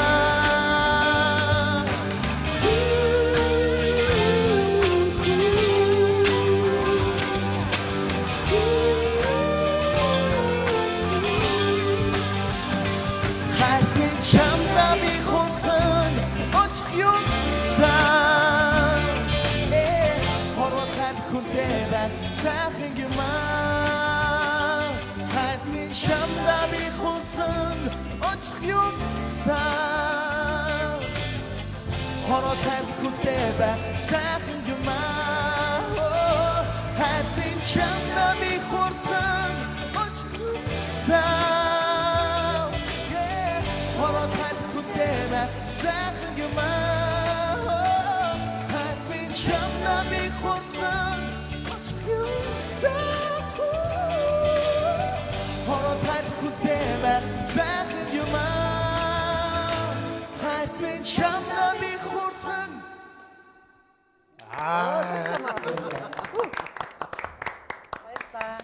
Ойр сонсоогүй сайхан дуу байна. Бид тав нэвтрүүлгээ дуусгаад хурдан хайрттай очих юмсан да. Айгуу тийм гоё ярианы араас те их тийм утга учиртай дуу явуулчлаа шүү. Харин тийм байна. Тийм тэгээд энэ дууны араас манаас үзэгчд маань тийм ээ гэр бүл салалт бүү байгаасаа те хүүхдүүд битээ уйлаасаа гэж л одоо хүсээ та тийм ээ.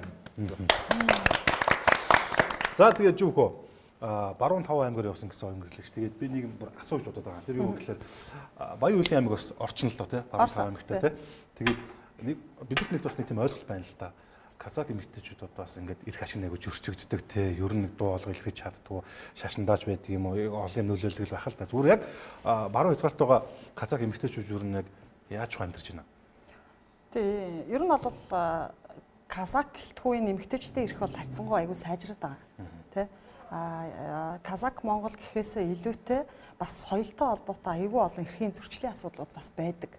Мэдээж яг хуу эмэгтэй хүн гээд одоо бид нар бүр арабын муслим шашинтай улс орнуудын амар асуудлууд байдаг шүү дээ. Нүрээж гаргадгүй те, хугаач цогцолгодгүй тэр байтугай юмнууд байдаг. Тэгэхэд бол жишээ нь Баян-Улгид байгаа эмэгтэйчүүд яг ижлэхэн одоо яг Монгол эмэгтэйчүүд ямар байдг вэ? Яг л тийм төвшөнд бас байдаг. Дээр үед бол одоо нөгөө бохилж авдаг ч юм уу. Тэр чинь бас казак монголгүй л байсан. Ер нь бол одоо тэр зүйл байхад болсон. Ер нь одоо багассан. Тийм, нэлээд багассан. Сум хөдөөрөөгөө бас нэрсэр бол байдаг юм шиг байна. Гэтэ тэр их ховор болсон. Өмнө нь бол баг нийтлэг байсан. Болно шүү дээ. Эмэгтэйчүүдийн холбооны тэргүүний хувьд ер нь яаж харж ийн гэдгийг чинь сонсоход ирчүүд ирэх ер нь ямар байна? Тийм. Эмэгтэйчүүдийн холбооны тэргүүн бас яаж харж байгаа сонирхолтой санагдаад. Зөрчигч байгаа одоо эрэгтэй ирчүүд байдаг шүү дээ. Гэтэ цөөхөн нийтээр 100% гэж үзвэл нэг 10% ч юм уу те. Одоо тэгэхээр 90% ч юм уу эмэгтэйчүүд хүүхдүүд байдаг бол нэг 10 орчим хувь 10-аас мэдээж бага цөөн л дөө. Хүчирхийллийн эсрэг үндэсний төвдөр жишээ нь хүчирхийлэлд хүрсэн ирчүүд байждаг. Гэртээ очиж чаддаггүй ихнэрээрээ зодолцсон гэдэг юм уу те. Тийм гэхдээ яг хуу ер нь яг энэ дээр нөгөө эмэгтэйчүүдийн асуудал гэхээр эрчүүдийн асуудал, эмэгтэй хүнтэй холбоотой асуудал ярихаар нийгэмтэй холбоотой асуудал нийтээрээ яригддаг. Тэгэхээр нөхөр нь яригддаг, хүүхэд нь яригддаг те. Одоо мөнгө яригддаг, ядуурл яригддаг, ажил яригддаг, орлого яригддаг гэл бүхэл юмнууд байдаг. Тэгэхээр яг хуу ер нь эмэгтэйчүүдийн асуудал дээр түрүүн чи яг нөгөө Баян-Улгийн аймаг гэдээ ярихаар Монгол эмэгтэйчүүдэд хүртэл соёлтой холбоотой асуудлууд байдаг байхгүй юу? Жишээ нөгөө дархан бэр гэж байдаг те манайхны. Дархан бэр гэж яг ямар хүний хэлтэй гэхээр за альсвал 3 юм уу 5 эрэгтэй хүүхэд төрүүлсэн гэдэг. Тэгээ эмэгтэй хүүхэд төрүүлсэн яг яатсан те. Нэг хүүхэд төрүүлсэн яатсан бас гэдэг ингээд энэ дээр соёлтой холбоотой асуудал яг эн чинь өөрөө эрэгтэй холбоотой асуудал байхгүй. Эрүүл мэндийн шалтгаанаас үүдээд одоо олон хүүхэд гарахгүй байж магадгүй те. Магадгүй зүгээр одоо тий байглаасаа эн чинь одоо 5 охин гараад ирсэн байхад яах ёстой ингээ те. Манай дээр одоо хүртэл байдаг штэ. Манай хүү энэ бол манайг олонц залгадаг ганц хүн октод бол баг яах уу гэд. Энд чи адилхан л цуснаас адилхан л махнаас адилхан л эхнэр нөхөр хоёрын дундаас гарсан үр удам учраас яг энэ дээр нөгөө соёлтой холбоотой юмнууд дээр бид бас нэлээд анхаарах цаг болсон. Тэгэхгүй бол дэлхийн ертөнц шал өөр төвшөнд хүрээд хахад бид тэр соёлтойгоо л эрхийн зөрчсөөр л байгаа байхгүй эмэгтэйчүүдийнхаа. Магадгүй тэнд 5 охин гаргачаад ч юм уу 6 охин гаргачаад 8 охин гаргачаад олон өвчнөө те нэг бие нилээгээд тасалчаад сууж байгаа тэр эмэгтэй эрхийг бид ярихгүй бол өөр хий ярих уу те. Тэгэхээр энэ хүүстэй холбоотой ч гэдэг юм уу нэг тийм соёлтой холбоотой юм дээр бид бас цааш анхаарах цаг болцсон. Ер нь бол тэр дархан бэр гэж яг хэнийг хэлэх юм. Би бол нэг хүүхэд гаргасан ч вэ, хүүхэд гаргаагүй ч вэ, эмэгтэй хүн бол эмэгтэй хүн. Магадгүй тэр айлын одоо бэр болж орсноороо тэр дархан бэр байж болно шүү дээ. Яагаад болохгүй гэж те. Хүүхэд гаргасан хүн л бэр болох ёстой. Харин гаргасан дээр бүр 5 хүү гаргасан байж дархан байж одоо болно гэдэг энэ бол арай өөр асуулт. Ирчүүд эрхээ хамгаалаад эрчүүдийн эрхийг хамгаалах холбоо молоо байгуулах хэмжээнд бол ноцтой биш л байгаа юм тий. Танаа эрчүүдийн холбоо байдаг шүү дээ. Тий. Эрчүүдийн эрэгтэйчүүдийн холбоо гэж байдаг шүү дээ. Бага. Хэлж тэгж бодсон аахгүй. Тэгэхээр оюун гэрлэгчийг эмэгтэйчүүдийн холбооны тэрэг юм гээд. Тэгээд за тэгвэл нөгөөх нь эрэгтэйчүүдийн холбоо гэж ойлгосон. Эрчүүдийн холбооны төлөв гэргүй шүү дээ. Эрчүүд маань хараа байглаасаа өгөгдсөн та нарын өгөгдөл эмэгтэйчүүдэд хамгаалах хэрэгтэй байхгүй юу? А бусдаар бол өөрийгөө заавал хамгаалах байна. Хандлагын өөрчлөлтөөс хамаарат эрчүүдийг нь эмэгтэйчүүдээс хэлээд эрчүүдээс нь хамгаалах шаардлага гарч ирнэ гэж яригдчихэ. Ер нь бол тэр хүчрэл төрж байгаа зарим зүйлүүд ихэнх нь юм байна. Дэлхийн хэмжээнд яг энэ нөгөө хүүсийн одоо чиг баримжаа нөөр хүмүүс байна гэдэг дэлхийн хэмжээнд зөвшөөрч байна. Тэгээд энэ хэмжээгээр нөгөө энэ асуудал нь жоохон нээлттэй болж байна. Тэгээ нээлттэй болоод ирэхээр хэрээнд бол бас энэ эрчүүдийг эрчүүдээс нь хамгаалах энэ асуудал бол ноцтой тавигдж байна гэж бодгол зүйл шүү дээ. Тийм судлаач нар ярьж байна. Тэгээд нийгмийн цөөнх гэдээ бид бас юу яаж болохгүй. Бид бол нөгөө эрэгтэй эмэгтэй одоо чиг баримжаа өөрөхөөс илүү энэ хүн. Тэгэхээр энэ хүний эрх чиглэлээр ерөнхий дүр зураг анхаарал харах хэрэгтэй. Тийм ч би түрүүний асуултыг тэгээд бид бол эрчүүдийнхээ эрүүл мэндэд анхаарна гэж. Эмэгтэйчтэй болоо. Манай эрчүүд нөхөртөөгөө ингээ урт удаан амьдрмаар байна шүү дээ хамтдаа тий. Ер нь бол одоо дэлхийн нийтийн одоо дундаж наслалт ер нь бол 3-аас 4 насны зэрэгтэй байдаг эрэгтэй эмэгтэй хүний дундаж наслалт. Манайх бол 10 насны зэрэгтэй болсон байхгүй юу? Одоо эрчүүд бол нэг 65 настай байхад эмэгтэйчүүд 75 настай.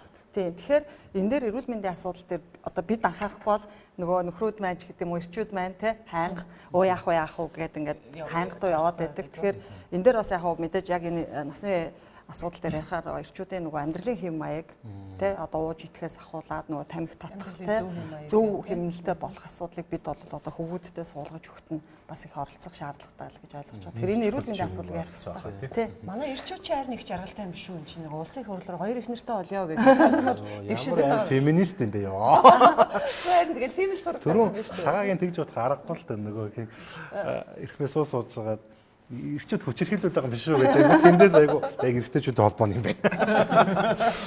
За тэр ингээд нөгөө аль талаас нь асуудлыг харах хэрэгтэй. Тэгээд магадгүй одоо ингээд нөгөө бэлгийн цөөхтэй холбогдлолтой асуудлыг хөндөж ярих нь тийм хаагдамлаа шүү дээ. Хөндөж ярьсан хүмүүсийн баг эсрэг дайрах шинжтэй тий. Тэгээд бид бол энэ хүн гэдэг утгаар нь харах хэрэгтэй гэдэг дэлхийн ертөнцийн хөлийн шүрцэн ингээд байж байна. Хүн гэдэг утгаар нь тэр хүн одоо усад хайрлах, тэр харилцаанд орох тэр асуудал нээлттэй гэдэг. Гэхдээ яг зүгээр мэдээ хууль эрх зүйн зөвшөөрөх нашаа зүгээр ямар ч гэсэн тэр юуг нь бол хумсын төвшөнд бол ойлгох хэрэгтэй. Шагац ус мэдж байгаа те юу илгийн цөөнхүүд бас урлаг соёл бас за би монголоор яриаггүй шүү дэлхийд бол их бас байдаг те. Ер нь бол тэгээд яг тэрүүгээс танигддаг бас хүмүүс бас байдаг те. Тэг ер нь бол байгаа шүү дээ. Түрүү навка гэсэн чинь нөгөө хоёр нөхөртэй болох хуулийн тухай гэх те. Энэ дээр чинь статистикийг бид нар үгүй найзаа тэн дээр одоо энэ статистикээс гарсан дүн мэдээ байгаа. Тэгээд тэр судалгаагаа гаргаад үзүүлэхээр яагаад ч хоёр их нөхөртэй болох боломжгүй? Үгүй гэж юм байна. Үгүй шүү дээ. Адилхан. Тоон бол хүрх юм шүү. Үгүй. Одоо эмэгтэйчүүд чинь 50.8% нийт хүн амын. Эрэгтэйчүүд чинь тэгэхээр 49.2% болох гэдэг шүү дээ. Тэгэхээр тэр чинь тийм том зөрүү биш. Тэгэхээр та нарт хоёр их нэртэй байх боломжгүй гэсэн үг.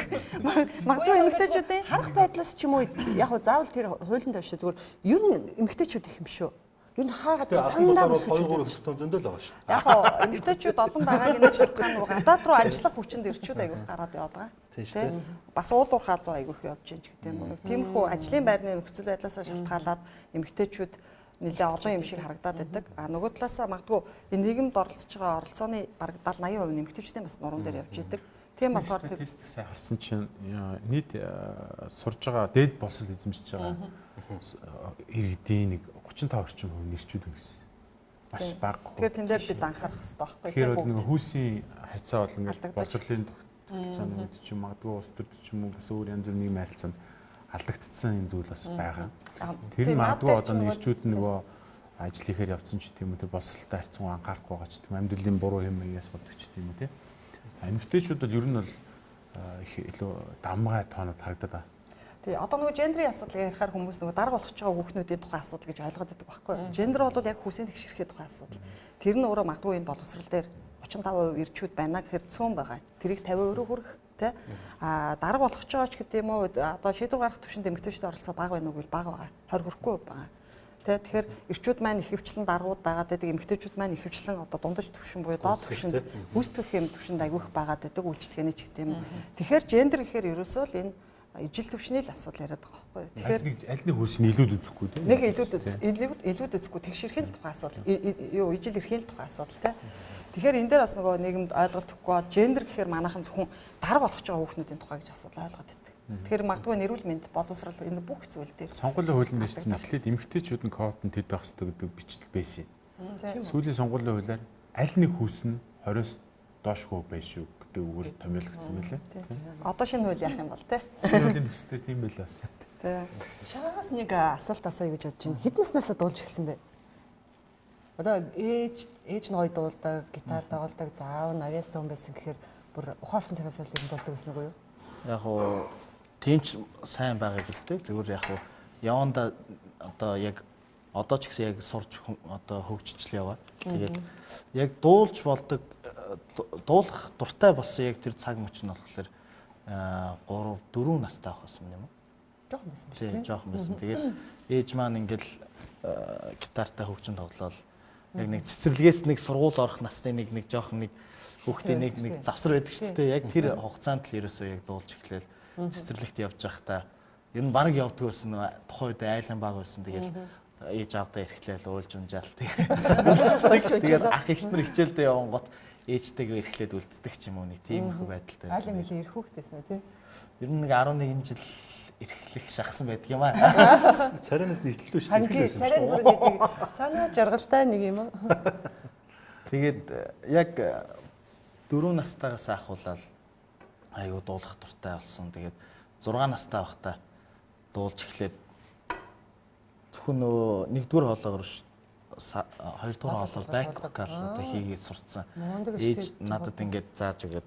За ингэтийн ихлээр одоо яг ингэж сонсогдож байгаа зүгэл. Одоо яг гоё сонсогдож байна. Одоо чихэнд чинь нэг тийм өөр сонсогдож байна. Гоё байна уу? Яаж ийн гэд асуувал тэгэл ихчийг 1-р хоолоогоор дуулуулад намайг 2-р хоолоогоор дуулуулдаг гэсэн. Ээж чи ер нь үндэстэй багш юм байна шүү дээ. Тий, ер нь бол багш. Тэгээд тэрнээс гадна яг бас 10 жилд дунд сургуульд байх дуу хөгжмийн багш манаас мундаг багш байсан. Уран чимэг одоо Хинтээ аймагт байдаг. Тэгээд багш маань бас намайг үнэхээр олон зүйлд зөв чиглүүлж хүмүүжүүлж гисэн. Бас багшаа бүр ингээд шатаад хүн ингээд дурлдаг шүү дээ амьсгалаад. Тэр цаг үе чинь бизээс. За тэр цаг үе ер нь нэг 10-р ангидаа л байхдаа тэгээд их нартайгаа анх 10-р ангиас ахуулж үерхчихсэн. Тэгээд яг тухайн үеэс л ахуулаад ер нь айгүй их дуулж хуурдаж ер нь тэр таны ихнэр чинь бас дуулдаг юм шиг үстэй. Гүүг манай ихнэр өмнө уран нуурдаг байж байгаа тэгээд болчихсон. Бас урлагийн талдаа л. Тэгээд Facebook дээр аягүй хөөрхөн өвцсөн биш нэ профайл дээр хичээл зүтгэлийн үр шим нь амжилт юм а гэж. Тэгээд амар өссөн гоостай. Сайн судлаасан юм. Оо амар судлаасан шин тий. Тэгээд миний Facebook-оор өөртөө ч бас нэг юм ярмаар байна л да. Юу гэхэлэр түрүү хэллээ штэ. Бизнесийн одоо ингээд ёс зүй гэж ярьлаа тий. Одоо үн цэнтэй байх, итгэлцэл гээд би их сонин жишээ танад хэлж байгаа. Та нар яг бас өөрсдөө ойлгоорой тий. Одоо нэг юм биш юм л да. Шатхуу импортлдог компани одоо ингээд нэг тийм өндөр төлбөртэй сургууль нээсэн ч байх шиг тий. Эсвэл одоо ингээд зүгээр ингээд нэг тийм бас нэг өөр чиглэлийн мөртлөө ингээд бүгдийг өөртөө хамаатуулах гэсэн. Одоо чи би 5 мөнгөний нэрлэлт одоо банк байна, одоо түргэн хооллоо сүүлдээ CEO циркл энэ бүгдийг ингээд хамж авч яадаг тий. Тэгэд одоо ингээд уг нь ингээд одоо аливаа нэгэн зүйл чинь ингээд зөвхөн нийгэмд анхаарлаа ингээд хандууллаа. Тэрнээс ингээд бас үр ашиг нь хүртээд ингээд олонд хүртээмжтэй байх нь бизнесийн ёс зүйд бол надад зүгээр санагдаад байгаа байхгүй. Тэгэхээр юм руу өсчээд байна л та. Тэгээ одоо хамгийн сүүлд одоо бишрэлтэл нэг групп байлаа те. Одоо сүүлд капитал банк ингээд давхуурч те. Маш олон зүйл рүү ингээд өсөрцөн те. Тэгэхээр ер нь Монголд одоо юу гэдэг юм бэ ингээд хэдхэн нэг компани ч юм уу нэг бизнесмен ингээд бүгдийг гартаа ингээд атгахаар чинь бизнесийн ёс зүй гэдэг зүйл чинь байха болж байгаа юм биш үү? Энийг юу гэж юу ойлгох юм? Тэг яг үндсэн суур ойлголт чи өрсөлдөө. Шудраг тэгш мэдээлэл дээр л үндэслэж явах хэрэгтэй байхгүй. Энэ тодорхой хэмжээний хөрөнгийг хөрвүүлсэн хүмүүст нь мэдээж ашигтай салбарлал хөрөнгө оруулалт хийх бол хуулиар зөвшөөрөгдсөн. Ингээ хийгээ явж бас болох юм те. Гадуу зарим тохиолдолд одоо дампуурч штэ. Тэгээд их сонин ингээ жидүүгийн хэрэг дээр ингээ ажиллаад судалгаа хийгээ явж байгаа хавцад жижиг дунд үйлдвэрлэлийн эрхлэгчнэр тэ нэлээх уулзалт хийж байгаа юм л. Ингээ хийгээ явж байгаа хавцад бол тэр судалгаа тоо баримтууд ингээ харахаар жижиг дунд үйлдвэрлэл Монгол улсад хөгжихгүй байгаа нэг төрлийн бодлого галтагдсан даач биш юм бэл. Том аж ахуй нэгж нь өөрсдөө ингээд бүх ашгаа дээшээ татцсан. туслан гүйцэтгэж байгаа ч юм уу хамтарч ажиллаж байгаа жижиг дунд үйлдвэрлэл яг эрхлэгч одоо бодит сектор рүү ажиллаа өгж байгаа үйл өгж байгаа хатэрдтэй гэрээ бол хамтарч ажиллаад инх явцад өөрөө үнэ тулгадаг. Жишээ нь улирлын хамааралгүй 1 литрс 1000 төгрөг гэдэг дөрөсөө өсөгдөгчгүй бууруулдагчгүй ингээд тавьчихсан ингээд монопол байдлаад амгаалаад үнэ тулгацсан. Ингээ үнэ тулгахаар тэр 1000 төгрөгийн ашиг гарна гэхээр бага хэмжээний ашиг гарна. Би бага хэмжээний хямд зардлаар сүү аваад босоолоо буцаад зарахтаа хин гашигны дээр үлдэж байгаа байхгүй. Тэмчигчсэн компаниуд чинь томроод нь шүү дээ. Монопол болоод байна тийм. Энэ уг нь их одоо шууд хөрөлтөний хуулиар хоригдсан үйл юм байхгүй. Жишээ нь ингээ хоёр алкогол үйлдвэрлэгч нар ингээд нэгдэж яхад шудраг хөрсөлтөөн эрхлэгчийн төлөө газраас чив чимэг баг. Жишээ энэ нэгдлийг зөвшөөрөхгүй тэр монополуудыг нэвшүүлэхгүй хэлэх хэрэгтэй байхгүй. За хоёр ноолор үйлдвэр хоорондоо нэг эзэнтэй болж явах тэр хэлц дээр нь жишээ нь орж өгдөг юм. Ингээ нэгэн төвлөрчхөөр өөрийнхөө тоглоомыг санал болгоно. Энэ эргээд нэг яг жижиг дунд үйлдвэрлэлийн доод байгаа жинхэнэ одоо нийт ажиллаж олгож байгаа аж ахуйн нэгжний 70% нь оршиж байгаа энэ орон зайн л шахагдчихлаа юм л. Тэгэхээр хаалж энэ чиглэлээс анхаармарлах энэ бас нэг талаар бизнес ёс зүгүү өрсөлдөөний одоо дүрмийн бас тоглож байгаа гэсэн үг шүү дээ. Юу шагаа усчээс мэдэндээ одоо ингээ залуу дууч те уран бүтээлээ төөр ирэхлээр ингээл нөгөө спонсорын асуудал ч юм уу те яг тулаал ирдэг. Бизнес сүүлд нэг гэгээтэй марлаа. Юу гэсэн чинь нөгөө Shark Tank гэл нэвтрүүлэг яваад сая дууслаад те хэддэг ч одоо юуны явууд. Тэгэхээр нөгөө Wasabi's гэдэг нэг октын хамтлаг нэг оронгуудаа 100 сая төгрөгийн санхүүжилт авч харгасан л та. Нөгөө сууж байгаа Shark Tank-ууд нийлээд ингээ мөнгө гаргая гэж тэгжсэн. Зөвхөн ер нь бол яг таанасгийн залуу уран бүтээлчдэд яг тэнгэрийн од мэдтэй тийм боломж ер нь хэр одоо олддгийн те одоо магадгүй зүгээр одоо зандаа шагаа гэдэг ийм дуучин залуу нэг компани дээр ч юм уу цагсалтаа уулзаад би нэг ийм залуу байгаамаа одоо өөр уран бүтээлийг төлөвлөлөө ч юм уу те намайг одоо ингэ ивент итгэж надтай хамтарч ажиллаач те за би ивент итгэж жоохон муухай ажиллаа тэр хамтран ажиллаач те ер нь надад одоо бас ингэ тийм боломж олгооч гэж хүсвэл ямар хариу ирэх бол за одоо ястаа хэлж мэдгүй би ер нь бол яг тэгж явж үзээгүй тэгээд ер нь бол яг одоо яг урлагт хөл тавьж дөнгөж тавьж эхэлж байгаа дуулж одоо хөгжмөдөж явж байгаа бүх залуучууд ер нь бүгдээрээ л яг тий нэг гоё байгууллагатай хамтан ажиллаад ивент тгүүлээд өөрийнхөө дуу гаргаад клипийг гаргаад ер нь тий урамтэлтэй болчихсон. Ер нь бол янз бүр хүмүүс боддог л да тий шууд баг ивент тгүүлээд доод болчихсон ч юм уу эсвэл дуугаа ингээд ивент тгүүлээд нэг цомгтой болчихсон ч юм уу тий. Ер нь бол яг би бол одоо яг тэг замыг ингээд туулаад явж байгаа. Гэхдээ яг байгууллагууд дээр очиод намайг одоо хамтарч ажиллая ингээ гэж ерөөсөө санал тавьж явж байгаагүй. Яг л одоо нөгөө та түрүү хэллээ шүү дээ нөгөө хичээл зүтгэлийн үр шимийн амжилт юм аа гэдэг. Яг өөрөө л яг бүх зүйлийг өөрөө бүтээн бий болгохын тулд өөрөө хичээж зүтгэж явж байгаа залуучдын одоо төлөөлөл болж явж байна. Тэгээд тийм учраас яг өөрийнхөө бүтээгч байгаа тэр ертөнцийг зөвхөн өөрөө бүтээх хэрэгтэй. Тийм учраас тэрнийхээ төлөө аль болох чадхаараа тий амжилтанд хүрэхин тулд хичээж явнаа л гэж. За тэгээд нэвтрүүлэг маань жаргахад их ойрцсон байна тийм ээ. Тэгээд манай гурван зочин бас нэвтрүүлгийг маань сайхан жаргаагаад ингээд юм хөгжилтөө тий хөнгөн одоо түүхүүдээс хуваалцаач. Цагаантай холбоотой, бага настай холбоотой тий аль цаг үедээ шил магадгүй тайзны ард тий тэмцээнд оролцох үед ч юм уу тий. Нэр тэмцээн гэснээс voice тэмцээнд оролцож байхад ер нь би бодоод байгаа дуучлаас асуумаар эсвэл тэмцээн одоо хүмүүсээс асуумаар санагдаад байгаа байхгүй. Гой дуулдаг, эсвэл гой хөгжмөдтэй хэрнээ ингээд тийм тохиол аягүй хөдөг байхгүй. Маш сайн дуулдаг хэрнээ ингээд тайзан дээр гараад сандралаад давж чадаагүй, ялж чадаагүй хүмүүс нөгөө сайхан хайрын хөдөлгөөр, нөгөө сайхан хайрын авьяасаа ингээд нэг будаа болгоч одоо ингээд талаар нэг болгоч тохиол байдаг шүү дээ. Чи өөрийнхөө тэр дотор тэр сандрал одоо юу байдгийг за ганцхан сандрал биш. Бас яг ингээд нэг юм контролны бүх юм бариад ингээд тэр дотоод сэтгэл зүг яаж барьдаг вэ?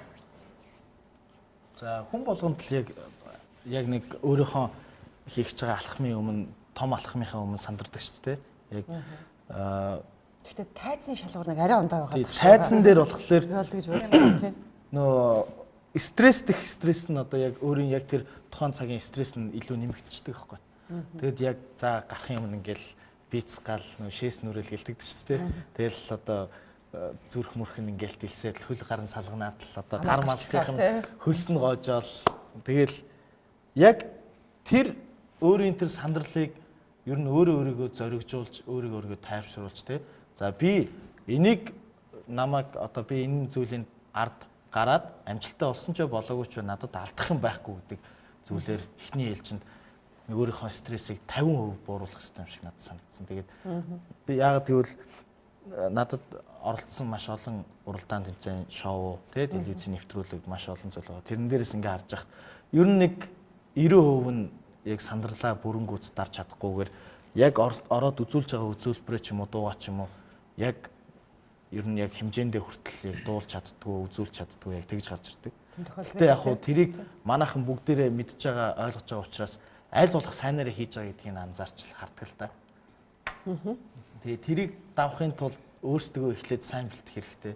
Сая би сүүлд нэг Facebook-ээс нэг охины влогийг үзсэн чинь тэрэн дээр хэл сурахын тулд ингэдэг гэдэг айгуу гой зөвлөгөө өгсөн. Тэндээс надад таалагдсан нь болохоор эхлээд яг юунд өөрийгөө зориулж юу руу явж байгаа тэрнийг тодорхойлоод тэгээд тэрнийхээ төлөө эхлээд өөрийгөө бэлт. Тэ? Одоо жишээ нь чи дуулах гэж ивэл яагаад дуулах гэж байгаа? Одоо дуучин болвол яах юм чи юу бэлдэх хэвтэй юу чаддаг байх хэвтэй тэрнийхээ төлөө чи өөрийгөө бэлдтэй сэтгэл зүгээ нэгдүгээрт бэлд хоёрдугаарт биеэ бэлдэх хэвтэй урлагийн хүн болохын тулд юу байх хэвтэй тий ядчил хүмүүсийн өмнө гоё үзмжтэй сайхан харагдах хэвтэй биеэ зүв авч явах хэвтэй тэгээд хүмүүстэй харилцагтай харилцааны соёлтой байх хэвтэй ч юм уу одоо яг тэр хүн өөрийгөө бэлдэх хэвтэй юм дээр л манайхан бэлдэхгүйгээр ер нь яг орчоод идэм санагдаад байгаа. Сэтгэл зүгээ ялангуяа яг сэтгэл зүгээ бэлдэж чадахгүйгээр ороод тэндээсээ гарч ирээд унчингуудаа гарч ирээд за би ер нь чадахгүй мэн гэдэг. Хэрв яг үнэхээр гоё дуулдаг авьяастай, хөгжимддэг авьяастай байж хаад юмдаа орч чадахгүй гараад ирэхвэл тэр чинь нөгөө зорилготой хүрч чадахгүй ер нь бол нэг шууд ингээл хамаг мөрөөдөл нөө салхинд хийсэн гэдэг чинь тэр шиг юм болж байгаа юм шиг санагддаг. Ер нь бол зөндөө тийм авьяастай залуучууд бол байгаа. Даанч одоо яг нэг тийм стресс гэдэг нэг том даваа байна тийм. За манайхаа өөрсөндөө тохиолдсон гоё хөгжилтэй түүхийн би тэр пулчаар ажиллаад нэг 15 жил болж байна. 15 дахь жилд орж байна тийм. Тэгээд 10 дахь жил рүү орж явах хавцад надад нэг мэдрэмж төрөөдсөн юм. Би чи Монгол Улсын их сургуулийн хуулийн сургуулийг төгсөөл тэгээд л зүтгэгдсэн. Тэгээд одоо залуу хуульч надад хин нэгэн итгээд ирээд зориод зөвлөгөө авах гэж байхгүй. Тэгээд өөрөө араас нь орж олж авдаг. Хүчгэлтэй тэмцэх төв дээр очиж жишээ нь ингээд пробоно ажиллаж явах жишээ нь тийм. Ингэж явж яваад 10 жилийн дараа ингээд яг нэг газар цогцсон. Яг ингээд дээшээ ч үү доошоо ч үү гаццсан. Мэргэжилтний үед тийм. Дээр магадгүй энэ одоо удаан байвал энэ хар практиктай ингээд энд уусаад эвдэрч байгаа юм шиг хувийн тийм мэдрэмж төрсөн. Тэгээ ерөөсөө ингээд гадаашаа гарч сурыг гээд сургуультай хандаад UC Berkeley-д элсэж ороод сураад ирсэн чи миний нүд нээгдсэн, ертөнцийг харах үзэл өөрчлөгдсөн. Магадгүй ажлын карьер ингээд дээшээ ингээд гаццсан юм чинь дээшээ явсан тийм. Тэгэд би оюутнуудтай илүү олон Герман улсад сурч ирсэн гэсэн үү? Тийм, Германы Хамбург их сургууль сурсан. Оюутнуудтайгаа ингээд уулзчих хавцад одоо би бас атаарах чаа. Цаа атаархад яв гэхээр энэ оюутнууд маань аюух тийм мэдээллийн боломжтой орон зайд байна. Бүгд смарт утастай эндээсээ дуртай мэдээлэл авах боломжтой. Бид хэд ч нөө 51 гаруул байлаа шүү дээ 30 байгаараар тий. Тэнд ч ямар ухаалаг юм баах вэ? Интернет ч байхгүй байлаа шүү дээ. Энэ боломжтой дээр нь залуучууд маань өөр айгүй өргөн үрээтэй амьдралыг хардаг учраас чадвартай болж. Тэгэхээр залуучууд маань илүү нэг гадаашаа гарч сураасай, хэлний мэдлэгээ сайжруулад нэг хэл сурчвал 2 хүнтэй тэнцүү, 3 хэл ахаад нэг хэл сурчвал 3 хүнтэй тэнцүү юм потенциалтай өөрөө болж байгаа. Тэр чиглэлд ингээд зогсолтгүй яваасаа бүх боломж нээлттэй. Тийм тэгээд миний алдааг тий магадгүй би 10 жил ингээд алдсан биз дээ 10 жил яваад цаг үрсэн байна. Миний алдааг тавталгүйгээр аль болох ингээд эрт гарч сурах. Заавал одоо ингээд өндөр дээр топ сургууль сурах шаардлагагүй шүү дээ. Зүгээр эхний ээлжинд боломжийн сургууль сурчаа дараа нь тэр топ сургууль руу алхам хийж болно шүү дээ тийм ээ. Тэгээд энэ ингэж өөрийгөө задлаасаа л гэж хүсэж байна тийм. Тэгтээ соёлоо бити мартаасаа нэмээд хэлээд тий. Тэ хилээ бити мартаасаа. Мартсан юм байлээ. Тэ би яг хоо намайг нөгөө хүүхдээ хахад манай аав өвлийн өвгөн болдог гэсэн байхгүй юу. Одоо нөгөө би чамд хайртай гэж кино үзгээр ингээд аав маань өвлийн өвгөн болж исэн тэр дурсамж надад аягүй одоо санагддаг. Бид нар ч аав ээжээсээ 8 лаа. Би доороо 2 дүүтэй. Тэгээ одоо ингээд бодохоор манай энэ ах эгч нар ингээд бид гурыг л их шогилдог байсан байгаа. Бид гурав нөгөө шинэ жил болохоор яг концерт тоглодог, буузаа иддэг тий. Тэгээ тэр үед ингээд 12 сарын 20-д болоод ирэхээр манай эргэн тойрны ингээд айлын хүүхдүүд ингээд манад орж ирээ өөрхөн суучдаг байсан байхгүй. Тэгээ манай аав болохоор яг тэр эргэн тойрны найрсаг айл тийм хүүхдүүд ингээд бүгдэнд нь бэлэг өгдөг. Тэгээ тэр үчи бэлэг их ховор байлаа ш. Нөгөө жинхэнэ гоё үнэртэй айлан мандрин гээл те. Тэгээ манай аавын дүү болохоор юм нөгөө номын санч байсан байхгүй. Тэгээ тэр номын санч ихчээсээ бид нар нөгөө юу авдаг нөгөө үлийн өгний уут байдаг ш. Нөгөө цаасан. Тийм уут аваад тэгэл манай аав жир болохоор тэр чинь алим энэ чи их ховор ш. Бас дэлгүүрт. Тэгээ тэрийг л ингээл яаж авдаг байсан бөөмөд ямар ч гэсэн олчтгал байсан. Тэгээд одоо очрлол авдаг л байсан баг. Тэгээ тэрийг ингээл бэлэг бэлддэг те тэрэнд ингээл бид нар өөрснөө ингээл оролцоод бэлдээл. Тэгээ тэрийг ингээд айлын хүүхд орж ирэл хөрхийн нөгөө адилхан л жоохон хүүхдүүд шүү дээ. Нэг 4 5 настай 6 настай ч юм уу. Жохон тийм хүүхдүүд орж ил инхээр бид нар ч яг нөгөө бэлэг өгдөг айлын хүүхдүүд бас жоохон 12 сард шинэ жил төхөөлөхээр амар жоохон өнгөрөө болно те. Бас нөгөөдөл нь ингээд амар хөөрхөн улам долгоно нь биднэрт те. Тэгээд бэлэг авахын тулд найрсаг харилцаатай хэрэгтэй байх. Тэгэхдээ яг бид нартаа муудлаач гэдэг юм уу тэгсэнгүүгээ тэр хүүхдүүд бэлэггүй үлдчихсэн зүйл байхгүй л те. Тэгээ би зүгээр энийг юу гэж хэлэх чинь гэхээр өнөөдөр нөгөө айл гэр бүлд те бид нөгөө нэг одоо юу гэдэг гэр бүлийн тэр нэг халуун дулаан уур амьсгал ялангуяа тэнд нөгөө эцэг хүний үүрэг айгүй том ээж ихээсээ илүү аавын үүрэг нөгөө гэр бүлд айгүй том орон зайг эзэлж яадаг аав магадгүй гэртээ орж байгаа сайхан хааштай үр хүүхдтэй те одоо зөвлөгөр дуурайлал болдог мэдээж ээж бол ойлгомжтой одоо галтгоонтой те бүгдийг хийх учраас ингээд бүгдийг зохицуулаад мэдээж ингээд харилцаа бол сайн гэхдээ энэ дээр бол нөгөө ийм хайр одоо үгүй архитаар суудгүй ч гэдэг юм уу магадгүй тэр шинэ жил гэдэг бол бидний хувьд бол ийм асар том дурсамж байсан байгаа байхгүй олон баяр бид нар нөх баярлдаг хүүхдийн баяраар л баярладаг те хүүхдийн баяраар баярлахдаа нөгөө нэг цагаан трикот ч юм уу шинэ хувц авч өмсгөр яг тэрийг өмсөл дараа жил дахиад өмсдөг ч юм уу алтартуулж болохгүй гээл ээж ингээд амар хураадаг тэгээд шинэ жил гэд энэ бол айлын баяр бүр гэр бүлийн баяр те тэр баяр гэдэг өөрөө нэг талаараа ингээд зөвхөн баяр юм шиг хөгжилдөх юм шиг боловч нөгөө талаараа тэр айл гэр бүлийн уур амьсгал халуун дулаан бүлээн бүтэн те байхын айгүй том ийм нарийн нэндэ юм л өгдөг байсан болов уу гэж би боддог байхгүй шинэ жилээс шинэ жилийн хооронд те тэргээ хүлээдэг дөхөөд ирэхээр ингээд тогтолдог те би бол одоо миний хамгийн дуртай хоёр шинэ жил би баг 10 сар болоод ирэхээр шинэ жил болж чинь ямар палаж өмсгөөч гэдэг юм айгүйх тэгж тогтолдог тэгэхээр одоо айл болгон бас зүгээр нэг ийм тийм байгаасаа гэр бүлдээ халуун дулаан дотн найрсаг магадгүй уламжилсан тэр сайхан одоо баяр ёслолуудаа сайхан тэмдэглэдэг цагаан сар ч гэсэн аягүй сайхан баяр шүү дээ. Магадгүй ачааллын хувьд цагаан сар илүү хүндхэн байдаг баг. Гэхдээ л жилдээ ганц болдог. Жилдээ нэг ах トゥ нэрээрээ ороод те би юу хийж ин чи юу хийж ин тэр том болж энэ нөхөртэй болж энэ их нэртэй болж тэднийг тэдэн хүүхдтэй болж гэдэг мэдээлэл авч солилцдог хамгийн том чухал баяр гэж боддог. Тэгэхээр яг одоо ингээд өдөр иргэсэн мэдээж яг шинэ жилээ тэмдэглэгээрээ тэмдэглэдэг цагаан сарыг бол илүү би бас их тэмдэглэдэг. Манай ч бүр ингээд ширээдсэн бэлэг өгнө би чи орж исэн хүн болгонд манайх бэлэг өгдөг. Тэгэхээр зүгээр энэ юм уламжлал ёсны юмнуудаа бид хадгалаад үлдэх юм бол энэ хүн харахад бэлэг өгөөд байгаа гэдэг агуулга нь хүндрэлтэй юм шиг боловч нөгөө талаасаа энэ бас хайрлаж хүндлэх бие биетэйгээ уулзаж уулзрах залгах ийм л зүйл байдаг. Тийм болохоор миний хувьд одоо хамгийн гоё баяр тэр байсан. Бас гоё дурсамж мэдээж маш олон дурсамж байгаа. Одоо манай гэр бүл гээл тэгэхээр бид нар цагаан сар дээр манай нөхөр жишээ нь бас яг наттай адилхан амар юу яадаг байхгүй юу? Манай нөхрийн ингээд их чинэрч гэдэг нь цагаан сар тэмдэглэдэг шүү дээ. Манай хадмууд дундаас манай нөхрийн одоо нөхөр бид хоёр ч гэдэг юм уу амар юм хүндтэй тэмдэглэдэг. Манай найзууд хүртэл таар одоо ямар сүртэй тавгцсаал бэлэг өгөөл бууз хийгээл энэ төр гэдэг. Тэгэхээр энэ зүгээр өөрөө хүнд дурсагдаж үлдэх те аягүй чухал зүйл болдог гэж боддог. Нэр гэр бүлийн өдөрлөг болох уу? Тийм 5 сарын 15-нд нөгөө олон улсын гэр бүлийн өдөр гэж болтой. 15-нд. Тэгээд айл гэр бүл бас энэ өдрийг тэмдэглээсэй гэж хүсэж байгаа. Монголын эмэгтэйчүүдийн холбооноос энэ өдрийг бас улс даяар тэмдэглээ өнгөрүүлэхээр тэгтээ тэмдэглээ өнгөрүүлэх нь гэдэг нь амралтын өдөр болгоо те ингэхээсээ илүү гэр бүлдээ илүү цаг зав гаргаж гэр бүлээ илүү үнцэнтэй болгох тал дээр бодож хийгээсэй гэдэг үднээс бид бас айл бүхэн жаргалтай байг гэдэг нэг юм жижигхэн төсөл эхлүүлж байгаа. Тэр маань агуулга нь бол гэр бүлийн үнцэнтэй холбоотой ийм тэмдэглэдэг бай.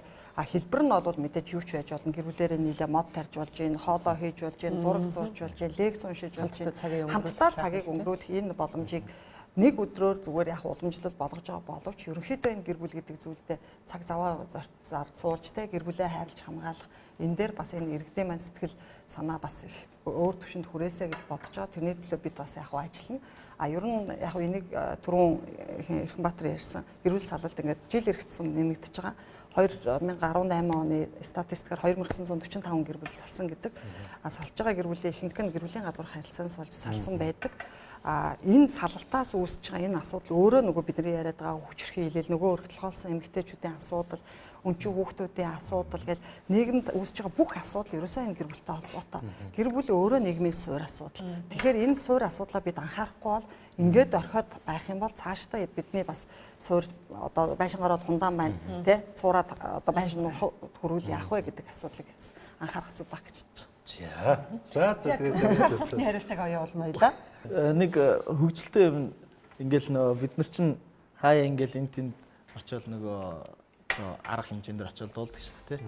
Тэгээ би нэг уужаа хамтлагийнхаа ахтай цуг очиод дуулах гал нэг төгөлдөр уртаа дуулах гал байсан чинь хуучны дуунуудаас явж байгаа ч гээл.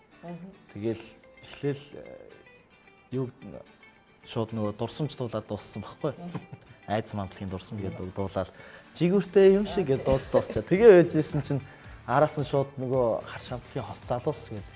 Тэр дуулаад яваад өгч гэдэг. Тэгэхээр шууд яваад ингэчихсэн чинь үг нь орж ирдгүй. Юу гэж хэлдэг лээ гэл хоорондоо нөгөө сэмхий яриад байгаа байхгүй. Тэгсэн чинь хаа ингээл тэгсэн чинь дуур гэл тэхгүй. Тэгэхээр би тийштэй тэгэнгүүтээ шууд дурсамж шиг яг санамгтай шууд дурсамжийн үгийг эхлээд аваа ичдэг байхгүй. Яг хос залуусын аян дээр дурсамж дуулаа ицсэн байхгүй. Тэгээ би хос залуусын аян дээр тий дурсамж дуулаад жигүүртэй юм шиг. Тэгээд би бүр өөрөө яг ингээ гівдгэн юу лээ ч ямар тэнийг юм бэ гэл дотроо бүр амар эвгүй байдалд ороод тэгээд тэгсэн чинь азар тэр нөгөө сонсч ирсэн хүмүүс нөгөө эмоц нүндэтэй хүмүүс хүрцэн байсан бол тэр нэг анзаараагүй тэгээд шууд дахилтыг оруулж дуулаад тэгээд аргалаад гарч ирсэн. Дуулаад үзэлдээ. Үгүй амар хэцүү байлаа. Амар хэцүү мэддэг нэ. Одоо бодохоор бүр амар ичмээсэн. Тэгээд тэр дунд бас хүмүүс анзаар сонссон л багтаа. Тэгээд би өөр тэрэн дээр бүр амар хүмүүс аягүй сайн мэдээж хамт дагаад дуулах гэсэн шиг болчихгүй байсан ба тээ. Тэгээд амар эвгүй нэг тийм анх удаа яг тайзан дээр их тэгсэн дуу хольж дуулаад нэг эвгүй байдалд орчихсон. Гэтэ хүмүүс тэрийг нэг анзаар өгөн миний хувьд нэг гоё олзорч. Гэтэ сая ингээ арт түмэнд дэлгээд ирчихлээ. За Эрхмэн маань өөрөөхөө би ер нь тийм спортлог хүн биш. Спортлог хүн гэж байгаа юм багсан ч юм биш. Юу спортлог хүн биш. Би хүн гэдэг ойлгоцсон. Биш. Тэгээд одоо ямар спорт хийж ирлээ? Морин спорт хийж байгаа. Тэгээд яг спортын амжилт гаргаж ирсэн. Тэгээд нэг удаа би ингээд дугууны уралдааны тэмцээнд орвоо. Багада. Тэгээд дугуй уралдааны тэмцээнд ороод 2 дугаараар эзлээд ийм том гоё бэлэг аваад тэр чинь ховор байсан цаг үед хөдөө байсан. Тэгээд дарнаа юм ихэд суманд. Тэгээд ингээд гоё бэлэг аваад ирээл би чи 2 дугаараар орсон юм чи нөгөө манай ээж аваад тэр баярлал баяр үргээл ахиж бэлэг өгөөл өмсөөл ингээл чигтэх амжилттай тэмдэглээд армастраж болсон байж та. Тийм. Тэгэхэд би ингээд тэр спортоор хичээлээ тэр 2 3 дугаараар би байранд орох гоё юм ин ойлгож шүү дээ. Тэр ингээд уур амьсгал тавьшаал байдсан чи аав асууж байна. Хэдэн хүүхд дурлцсан бай ингээд. 2 хүүхд дурлцсан. Би 2 дугаараар орсноос нөгөө үндэслэлтэй. Яг тэгэхээр нөгөө 3 дугуйттай байсан би. Нөгөө маа төрүүлдэг хүүхэд нь 2 дугуйттай. Яг ч гүйцэж болдгоо. 3 дугаараар удаа яваад идэггүй. Гэтэ ямарсан 2 дугаараар бол хатгалсан би. Оролцогч нар нийт 2 хүн л хүүхэд байсан. 2 хүүхэд байсан. Тэгвэл ч одоо байранд орохоос би ямарсан 2 дугаараар хатгалаад ороод ирсэн байдаг юм би. Тийм хөвгөлтэй юм болсон. Ямар 32 дугаар байранд орсон тул танд одоо баярын бичиг өгсөн. Баярын бичигтэй ингээд том бэлэгтэй хийж байгаа шүү дээ. Тэгээд 2 дугаараар орсон амжилтыг нь аягүй сайхан тэмдэглэсэн манай эрүүл гэсэн чинь зөвөр нэг 2 л өгтөрлсөн. Аавч гэхдээ аягүй тийм голтой асуулт асуусан шүү дээ. Ер нь нэгдэн хүн дундаас тэгээд юу уур амьсгал тайвшаа бүр хойно асууж байгаа шүү дээ. Аав нар ч тэгдэж шүү дээ. Яг нэг ямар хуу амжилттай явж ийн тэрийг нь бас сонсож тэргүүр нь бахархаж байж байгаа шүү дээ. Тэгээд яг хоёрт орсон гэхлээр нас нэг олон хүүхдүүд дундаас орсон юм гэж бахархал асуусан. Өнгөрөөд л одоо асуусан. Сэжсэн шээс бас маань. Гой хөөрцөн байх үед асуугаад яах вэ гэдээ бараа. Түрүү оюунгэрэл гоё маа ярьсан юм уу те? Чи тэгээ энийх үед нь энийг хэлэхгүй яасан. Би гоё маа ойлгосон чи зүгээр түүх ярьсан юм уу? Яста дурсамж ярьж болно гэсэн шүү дээ. Тийм ээ. Мандрины алим хэмжтэй биш. Харин тийм. Өнөөдөр бидэнтэй хамт байсан эрхэм үзэгч та бүхэндээ маш их баярлалаа. За тэгээ 3 зочиндоо баярлалаа. Бид нар олон сайхан сэдвийн талаар ярилцлаа. Тэгээ та бүх маань сайхан амраарай. Бүх гэгч нь унтаарай гэж нойрны бас дутагдaltaд орсон хүмүүсээс байдаг шүү дээ. Сайхан амраарай. Сайхан амраарай. Сайхан амраарай.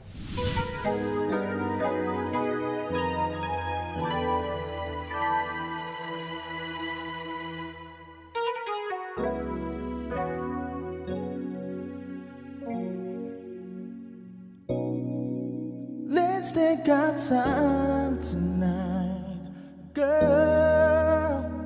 Above us, all the stars are watching. There's no place I'd rather be in this world. Your eyes are where I'm lost in. Underneath the shade they lit, we're dancing all alone. There's no reason to hide what the feeling inside right now. So baby, let's just turn down the lights and close the door. Ooh, I love the dress, but you won't need it anymore. No, you won't need it no more. Let's just kiss to the naked babe. Versace on the floor. Ooh, take it all for me, for me, for me, for me now, girl. Versace on the floor. Oh no, take it all for me, for me, for me, for me now, girl.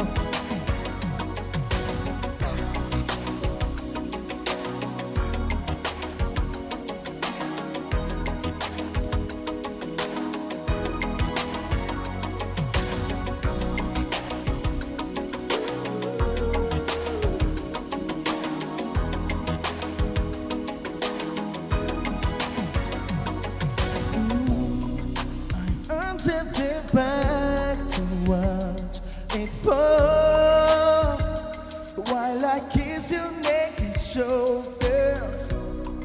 No, don't be afraid to show it all. I'll be right here ready to hold you. The girl you know you're perfect from your head down to your heels.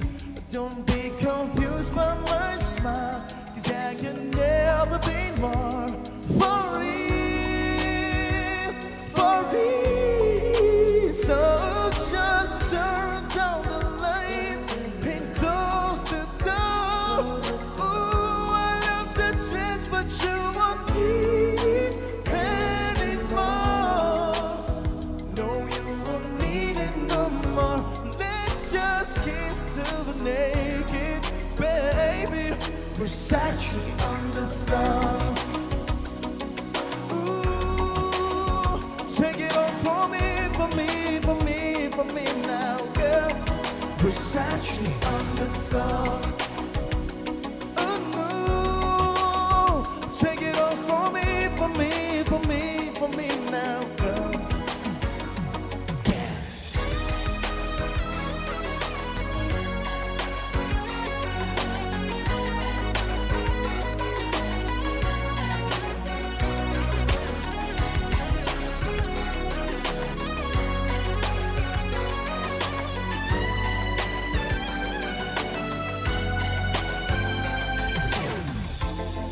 It's warming up, can you feel it?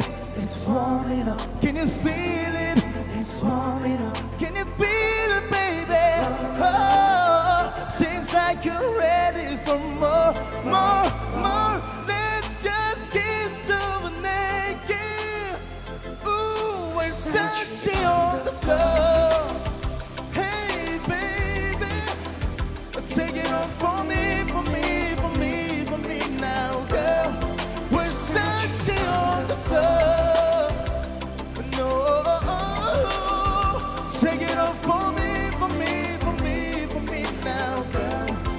sat you on the floor, floor.